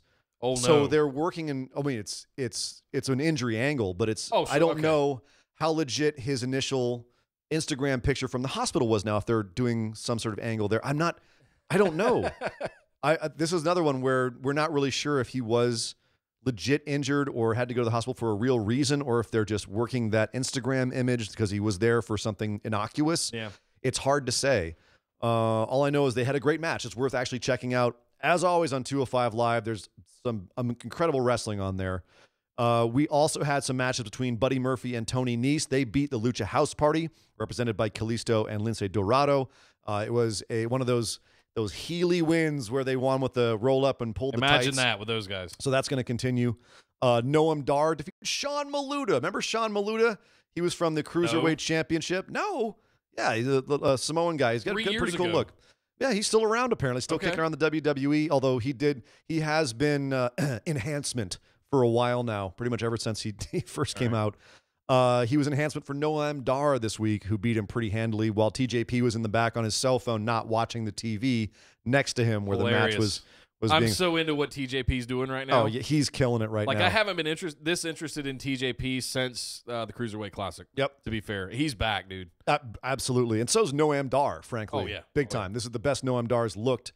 Thank God he's not in one of those stupid romance angles like they had him in back in the day. Him and Cedric and Alicia Fox and Sasha Banks. All that horrible stuff. We had Drew Gulak give a speech and basically say if Cedric wants to face either Brian Kendrick or Gallagher before his match at SummerSlam, he's more than welcome to. Turning the tables and saying, well, if you want to have your buddies soften up people before you have a match with them, why don't you have a match with some of my buddies? And we'll see what happens. Oh, okay. Then. Nice angle. Also next week, we're going to see Lio Rush versus Akira Tozawa again. Lio Rush didn't want it, but DM the GM made that match happen. So nice. Yes, 205, always still worth watching. I wish more people would stick around the crowd to watch it. It's just they're in such a bad spot. It's just they're just dead for it. Because they just sat through 5 hours of taping of SmackDown Live, and they're 8 beers in and carb loaded and just tired. There's an extra episode we could have right there is just talking about how to fix 205 Live they're doing it. I think they've taken a huge step in the right direction over the last few months. Ever since Triple H took over, Triple H's boys have taken over. It's been a huge step in the right direction. It's absolutely worth watching. It's just a matter of getting the large fan base on that level, or finding a really passionate, dedicated fan base like you have at the Performance Center at Full Sail, or even even like an indie, put them in smaller venues and send them out on tour on their own. Make them just like a little 205 Live at the Performance Center. Like I said, all something we can do on a future episode. We need to go over and talk about New Japan. Yeah. Because the G1 is coming to a close, and man, we got some bracketology to go over. Okay. We've only got 2 more shows of the G1. Now, if you do not watch New Japan at all, start tonight. This is a great time to start. It is a great time to start because you can get really invested in all the top guys really quickly, and every match has a ton of meaning behind it right now because of the point system that they've had in this tournament. Yeah. You've got 2 blocks right now, and all the top guys are at the top of each of the blocks right now, points-wise. You've got in A block, you have Tanahashi, the John Cena of New Japan, with 14 points. You have Okada, the longest reigning champ in New Japan history and the most recent champ who just got defeated recently by Kenny Omega. He's incredible and probably one of the best wrestlers in the world. He can do anything. He's got 12 points in block A. Jay White, the evil Kiwi, he's got 12 points. He's been being dastardly on his way to the finals here. On the last show, we're going to have Tanahashi versus Okada. So 2 of the guys who are looking at possibly winning this block have to face each other. That wasn't intentional or anything. Oh, of course not. This is called this is a clinic in good booking. Jay White's facing off against Evil. Now, here's how this breaks down. Tanahashi wins or draws versus Okada, he wins A block. Period. Hard stop. Yep. Tanahashi wins against Okada, it's over. Tanahashi wins the block and goes on to the finals. If Tanahashi loses, then we have some interesting possibilities. Okay. Break them down for me. So if Okada wins and Evil beats White, Okada wins the block. If White beats Evil and Okada beats Tanahashi, then White wins the block. So in other words, both of these matches mean something. Wow. So if Okada wins the Tanahashi match, then we have to go over and look at Jay White and Evil because that could determine who could win it. Well, I definitely think Jay White's beating Evil. It's 50-50 for me, Okada Tanahashi. That's the one match of all of these that I'm just going, I don't know. So Okada beat Tanahashi in kind of their, what one wants to say is their blow-off match earlier this year. And these guys have this is like Randy Orton, John Cena long-term rivalry, only way more exciting and insanely better matches. But Okada kind of put Tanahashi in his rearview mirror earlier this year. He beat him in an epic match that I recommend going to watch because it was one of the best matches of the year. But at this point, does Tanahashi get revenge here somehow? Does Jay White, who is in a stable with Okada, come in and screw Okada over as a way to try to take over the stable and interfere with this match to try to, because if he does, it'll cost him his chance though, because Okada has to win. Okada has to win. So does he? Yes. Or does he come in and screw up and accidentally cause Okada to get disqualified? So yeah, there's a lot that's going on in Block A. In Block B, moving over to Block B, you've got the top three that are still alive, still mathematically could win. You have Kenny Omega, the current champ, who's been now on a losing streak. Not only did he lose to my boy Tomohiro Ishii, who is, in my opinion, had the best matches across the board in the G1 this year. Any match he's in, go watch. But he also then, Omega won in the last show a night or two ago. He lost to the thief ace himself, Toru Yano. Guys, has a win over the champ because Tama Tonga came in and interfered. But of course, still he has a win. So Omega now on a losing streak with 12. Naito also with 12. And then Kota Ibushi still alive with 10. Now, all of these guys can still win. Zack Sabre is tied with Ibushi at 10 points, but he's mathematically eliminated because he's lost to everybody. He's lost to Omega and Ibushi, so he can't win. But Zack Sabre Jr. is facing Naito on the last night, and Ibushi and Omega are facing each other, as we knew they would from the beginning because that was announced that their match would be the last match of the regular G1. We knew it was going to be for all the marbles. It really is for all the marbles. If Omega wins, he's through regardless. Right. He beats Ibushi, that's it. He wins. But if Ibushi beats Omega and he takes the third loss. Yes, if Omega loses 3 in the row, then it comes down to the winner of Naito and Zack Sabre Jr.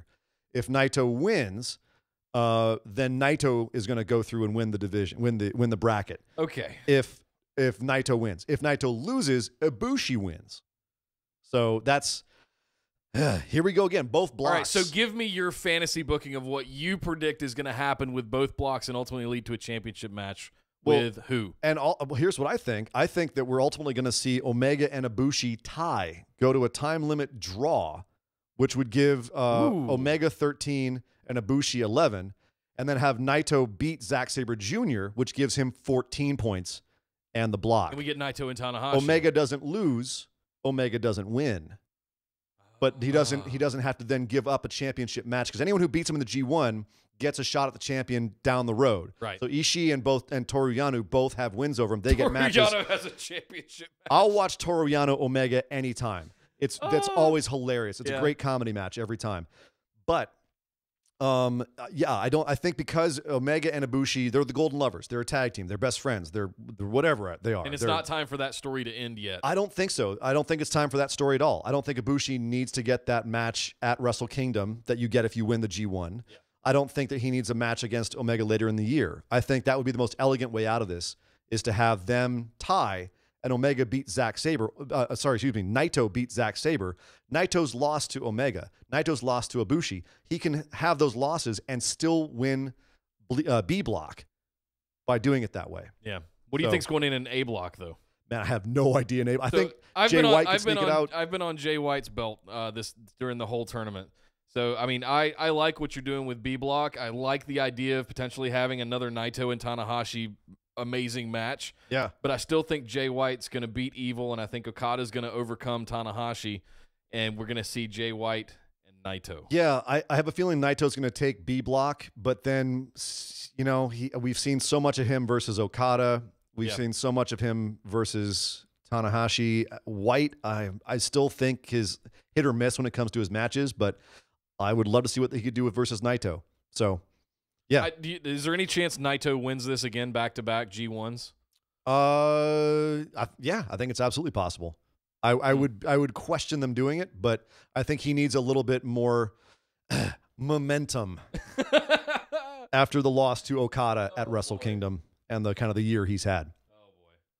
Well, hey, let's start wrapping things up here real quick. We got to talk about Lucha Underground. Before we go there, though, what time tonight do you know off the top of your head that the festivities get started with New Japan, or am I throwing you a curveball there? A bit of a curveball, but I can check really quickly. Okay, cool. I know that. Let's see. It's back to back. It's like 4 a.m. Eastern or something, so it's like midnight or 1 a.m. Pacific, I think. Yes, Tonight. let's see. It's actually tomorrow. No, it is tonight. You know what? I'll post it in our Facebook discussion group when it's going to be. There you go, guys. It's or if Jared can quickly tell us in the chat. If you guys in the chat, look it up real quick. See what the schedule is for the finals this weekend. We'll repeat it here as we close out the show. Let's head over and talk about what went down this week on Lucha Underground. More people died. Yes, more people died. They killed off somebody. They killed Mala Suerte this week.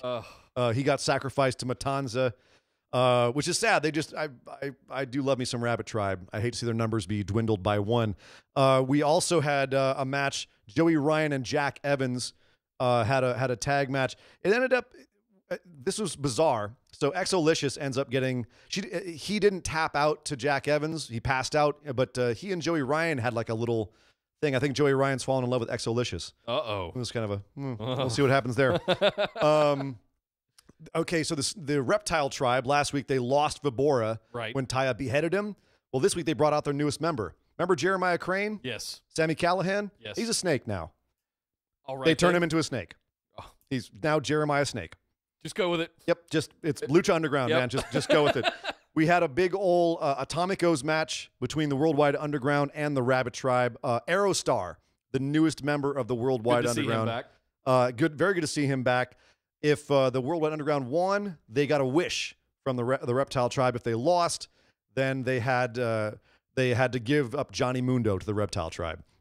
As in like a sacrifice? Yes. Oh. But they won. They did win. And Johnny gave up his wish to Aerostar. And Aerostar wished for the Reptile Tribe to release his buddy Drago, which they were forced to do. Taya then got mad at Johnny Mundo for giving up their wish, and Johnny turned to her and said, "The only wish I have is for you." And he proposed to her, Macho Man-like, in the ring.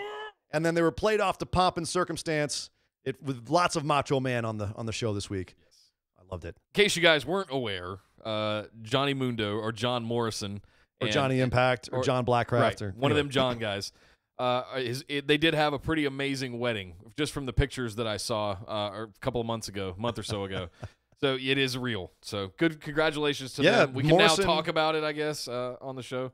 But happy times for those guys. Yeah, even though he does get his face blurred out by WWE when they're in press photos. Oh, no. Yeah. Oh, boy. Well, it's that time again, Ian. It's time for the listener questions. Yes, listener questions. From our patrons. Again, guys, if you want to get in on this segment on the show, head over to patreon.com/BWO. Sign up for the bottom $5 tier. It gets you a copy of our full show notes and your ability to ask questions that we will interact with and answer and commentate on right here on the show.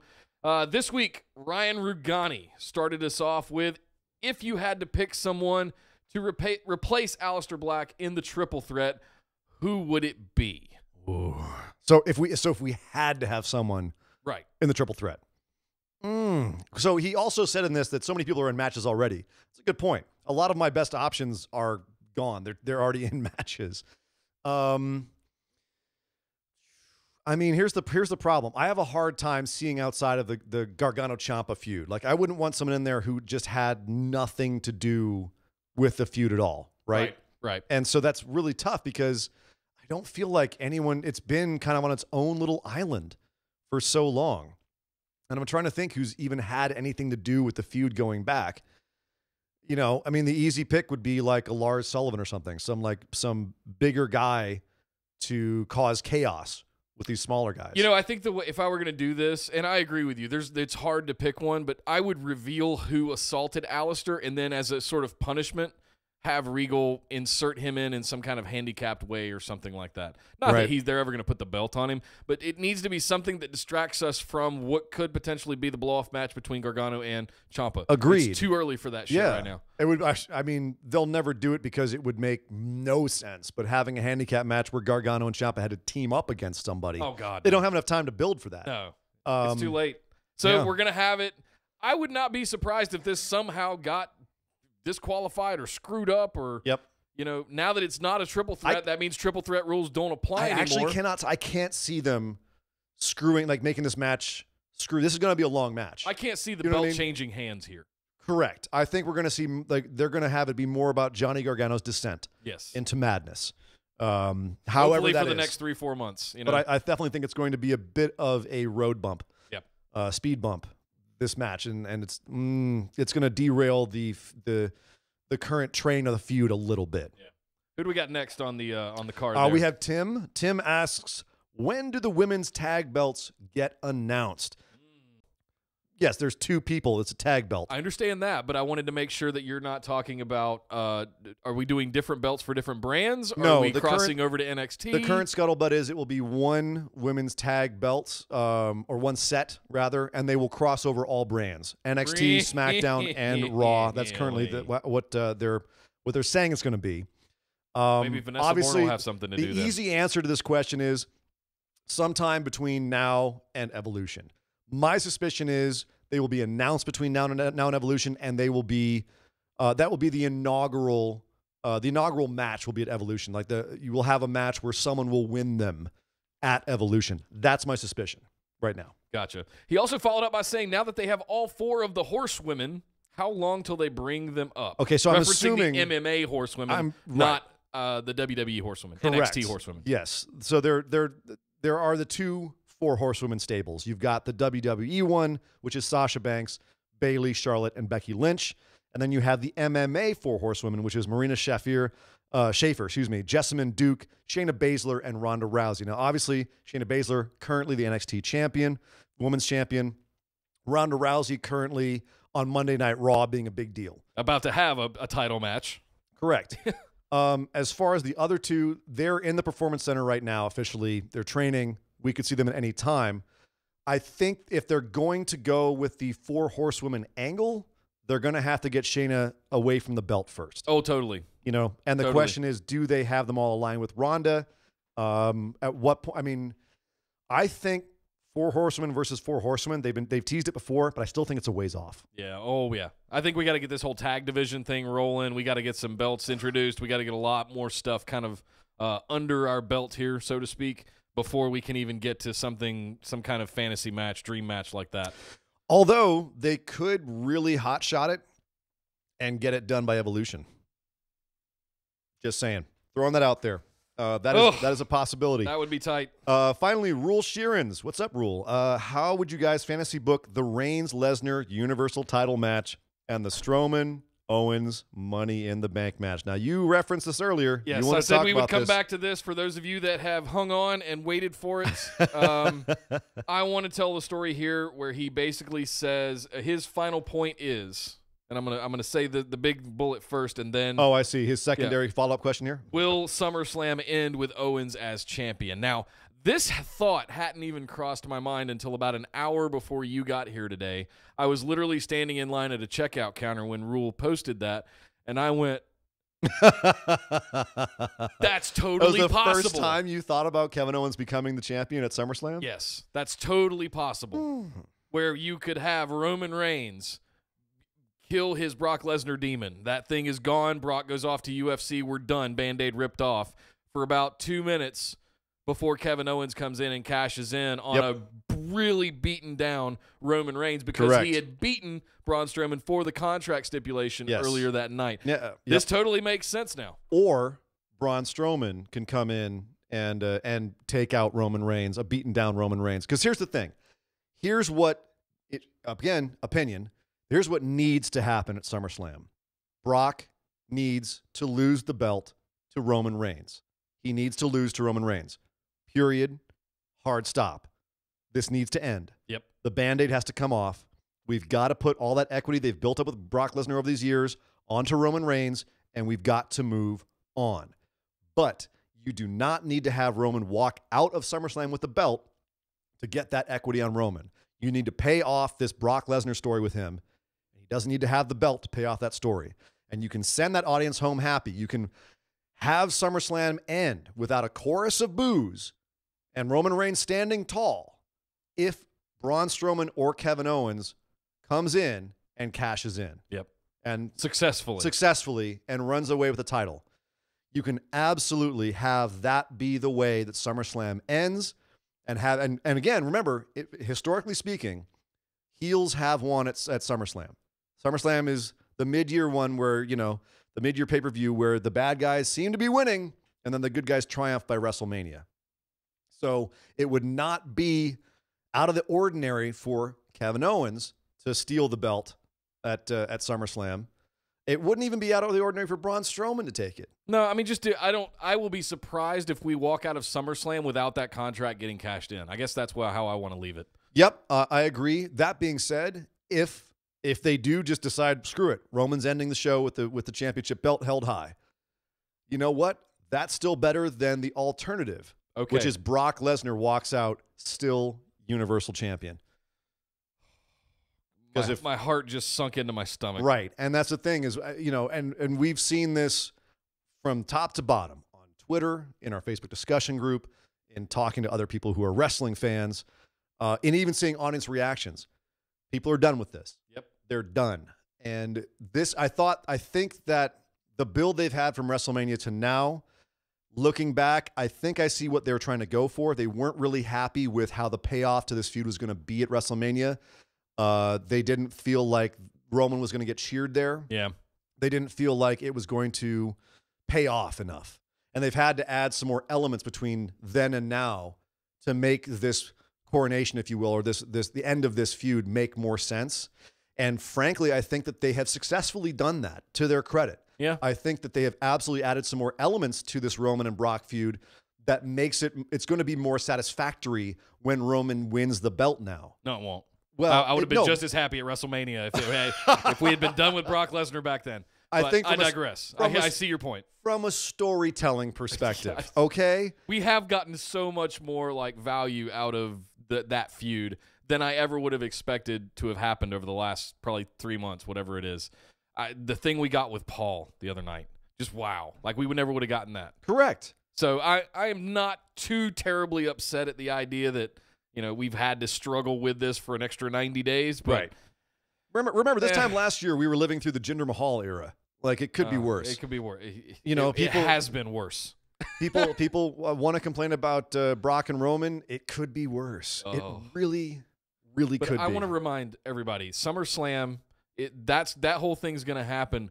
We're getting AJ versus Samoa Joe. But this is what we've been saying for weeks, is that Vince has done a good job of building the rest of the company to make people you've got a little bit of everything. It's a buffet, right? Yeah. You've got the things he wants for the kiddies and for the sort of more casual fans, right? And you've got some matches for the hardcore people who've been around for a long time. He's making everybody happy here, in my opinion. And just because the main event, not everyone's happy with it, doesn't mean that they're not doing some really good setups for matches and programs at the same time. And I think a lot of people, just crap on the WWE in general. And I don't want to, be rose-colored glasses here, but there is some good stuff going on in the WWE right now with the talent that they have. Yeah. There really is.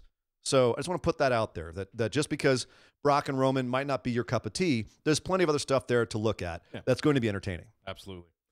Well, hey, guys, that does it for the listener questions this week. We do have our final little lightning round of news here. Ian, I'm just going to pull your trigger and say, go. All right. Starting off, the world of sport, British wrestling continues to find its footing. We had episode 2. Where can you watch this? You can watch this on Sky One in Britain. Oh, yeah, okay. It is exclusively British. They're still having some production issues, and the commentary is not good. But they're finding their footing. They just started again after decades of not being on TV. Sure. So that being said, ESPN 8, the Ocho, according to Jared. Yes. Thanks, Cotton. We just found out who the first women's champion is going to be. Kaylee Ray, who you may remember from the Mae Young Classic last year. She defeated both Viper, as you might remember, Piper Niven from the Mae Young Classic. Yep. And Bea Priestley. She beat both of them to become the first women's champion of World of Sport. So congratulations. To Kaylee Ray. Maria Kanellis is training to get back in the ring, but she broke her wrist while training. My only question is, where is Mike Kanellis? Where is he? Where has he been? Rehab again? I don't know. Are they just waiting for her to be ready to go again so they can start up that god-awful gimmick the two of them have again? This is the greatest. Don't even sing it. Okay. Moving on, Matt Hardy has been working hurt, but he may need to take time off to rehab his back. He's got a fusion back. Yeah, right. if you wonder why he's walking around on just stiff legs all the time. I thought the Undertaker looked bad walking to the ring. Jesus Christ. Yeah, he may need to take time off to rehab, or he may even retire. Apparently, he's in a lot of pain, but he's working through it. Speaking of which, Sami Zayn just had his 2 shoulder surgeries, but apparently is doing pretty good. He says he doesn't need pain pills right now, and so far, so good. We're not going to see him until next year, though. Oh, no. Which is a bummer. Look how long it took Finn to get back, and Hideo Itami, and all the guys that have had major shoulder surgery. Shoulder surgery. WWE. So it's going to be a while. Good luck, Sammy. Get better soon, man. Yep. And then Tama Tonga over New Japan News. Tama Tonga has been disciplined, quote, by New Japan for being a bad boy, which is kind of his gimmick, which is, he's been... I was going to say, isn't that the whole thing anyway? He's been cursing relentlessly at fans. At one point, he actually grabbed a fan by the throat in one of the live shows, which I can't really get behind. You should never put your hands on a fan like that. It's one thing to do it to Red Shoes. It's another thing to do it to a young lion. Don't do it to the fans. Don't do it to the fans. Don't do it to the fans, I can dude. only hope it was a plant or something like that just to get heat, but who knows? I mean, it goes back to like ECW, Dreamer and the guys pouring beer on the girls in the audience. I appreciate that to an extent.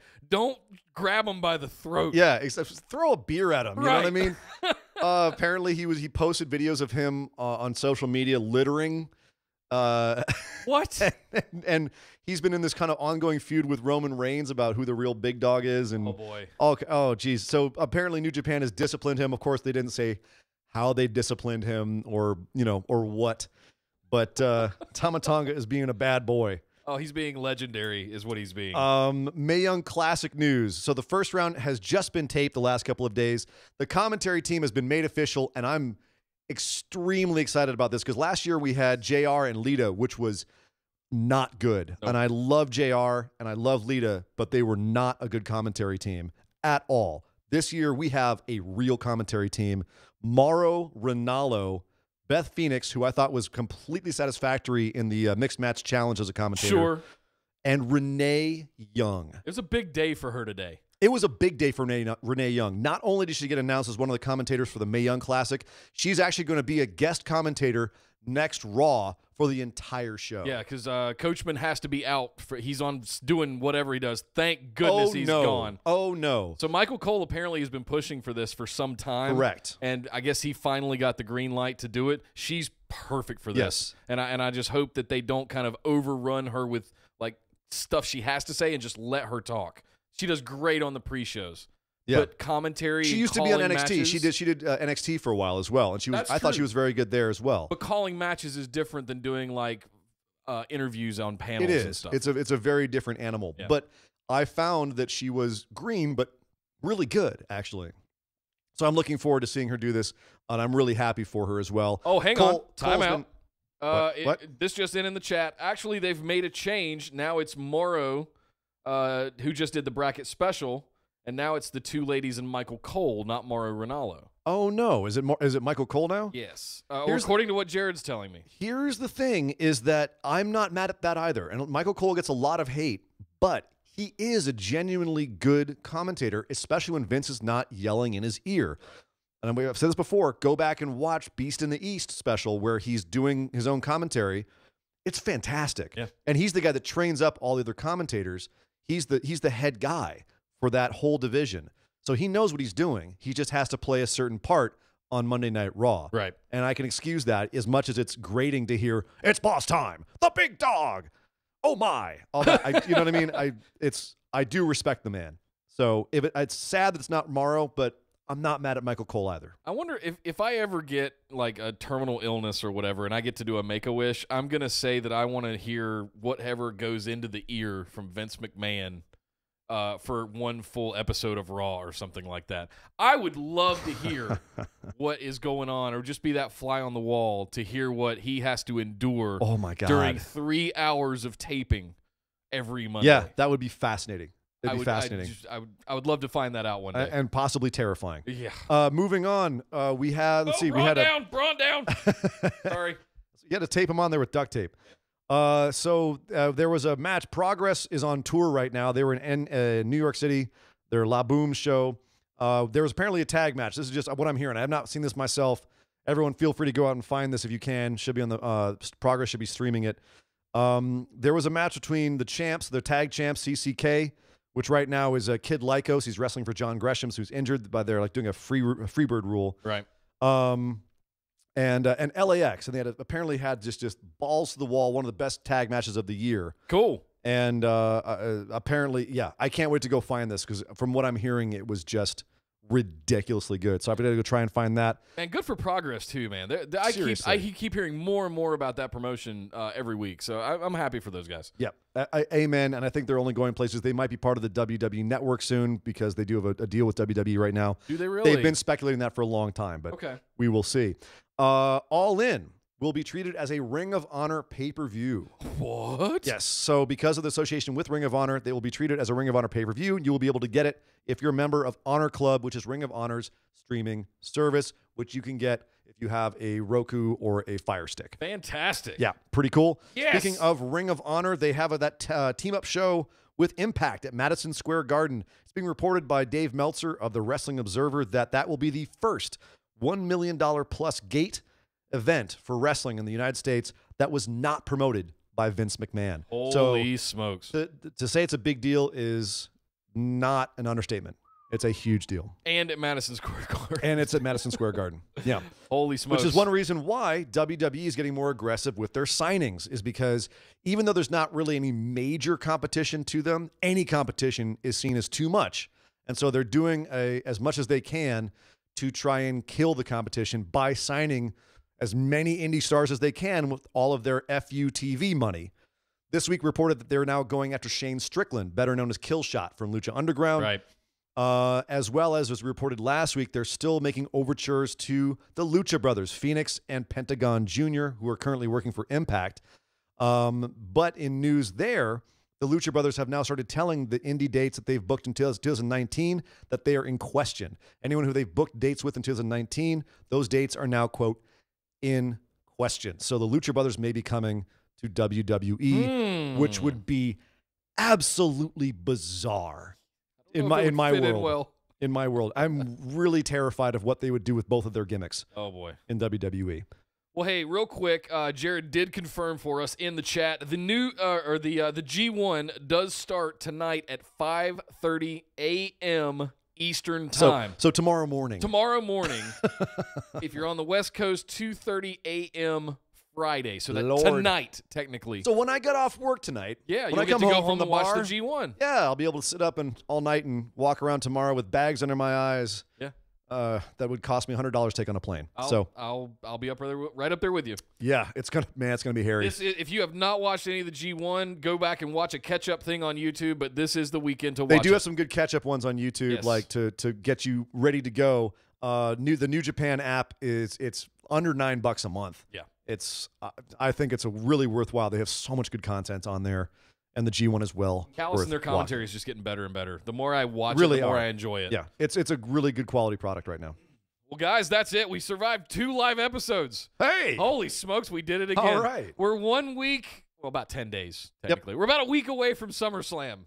And, man, we got the G1 It's not this Sunday. Weekend. It's the next Sunday. Next Sunday. So that means our next show will be talking about the go-home shows from WWE for SummerSlam, as well as wrapping up the G1, things that are going on in Lucha Underground, new events in Ring of Honor, et cetera, et cetera, et cetera. The typical kind of digest, commentary, opinion stuff that we do. Are we going to do a post-show as well after SummerSlam and TakeOver?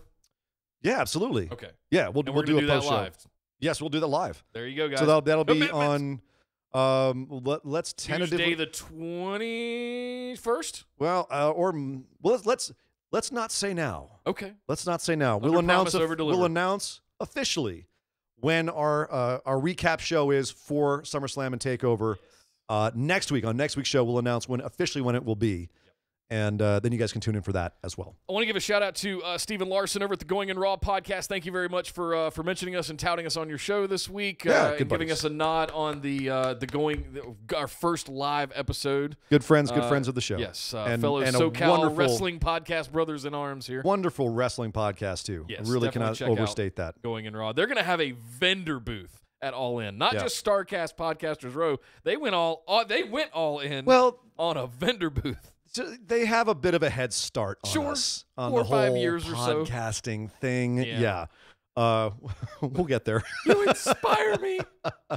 They do inspire me. Good guys. If you want to come in and join in the conversation, head over to Facebook and join the Busted Wide Open discussion group on Facebook. Also like the page if you get a chance. We'll find you one way or another and get you in the group. We're on Twitter at BWO Podcast. Hit us up over there and give us a follow. And if you like the show and what we do, head over to patreon.com/BWO.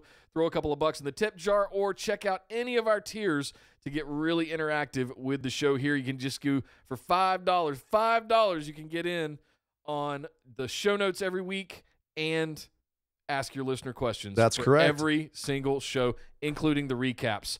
For $10, if you want to do that, you're going to get our bonus episodes every month. And as we teased earlier in the show, this month it's going to be on Roman Reigns et al. Yeah. We need to have a big conversation about how we got here, and we'll know more. I just love how much value is going to be increasing with all these tiers. Like as we add more stuff, it's going to be a lot of fun to create stuff. Lastly, if you want to pick up some sweet swag to rock, we got some new designs on the store and more on the way very soon. Head over to orbitaljigsaw.com/store. Pick up some sweet swag to rock around and let everybody know we are your favorite wrestling podcast. Yes, sir. And don't forget to go to your podcast app of choice and share, subscribe, let other people know about us, spread the word. And if you are watching us right now on YouTube, or if you're not watching us on YouTube, rather, go to YouTube and sign up, add us on YouTube, like our page. Subscribe to the channel. Yeah. And hit that little bell thing, too, so you get the notifications when we do go live. When we're going live videos. And all of that. Yeah. And, the more people we have on YouTube, the better our product can be. Yes. So we will do our best to be all we can be. Yes, sir. But I'm Nick Howell. You can find me on Twitter at Nick Podcasts. And I am Sir Ian Dangerous. You can find me on Twitter at Sir Ian Dangerous. But by God! Would somebody stop the damn match? This show is part of the Orbital Jigsaw Network. For more episodes, subscribe to us on iTunes, Google Play, or Stitcher Radio. For details and show notes from each episode, check us out, orbitaljigsaw.com. And we're out. You didn't want to say bye to people on... I do. No, we're still streaming. Oh, we're still live? I just wanted to stop the recording and get that clean. Oh, God. Thank you very much, guys. Thanks for hanging it. I'm hoping it's analyzing. Oh, God. Please don't break. Thanks for tuning in, and thanks for making the second live one a lot of fun, guys. Jared, thanks for all the information as always. You are a wrestling encyclopedia, and I don't know what I would do without you. I want to give a shout out. Betty White as Bay. Dude. Welcome to the stream, and thanks for hanging in there.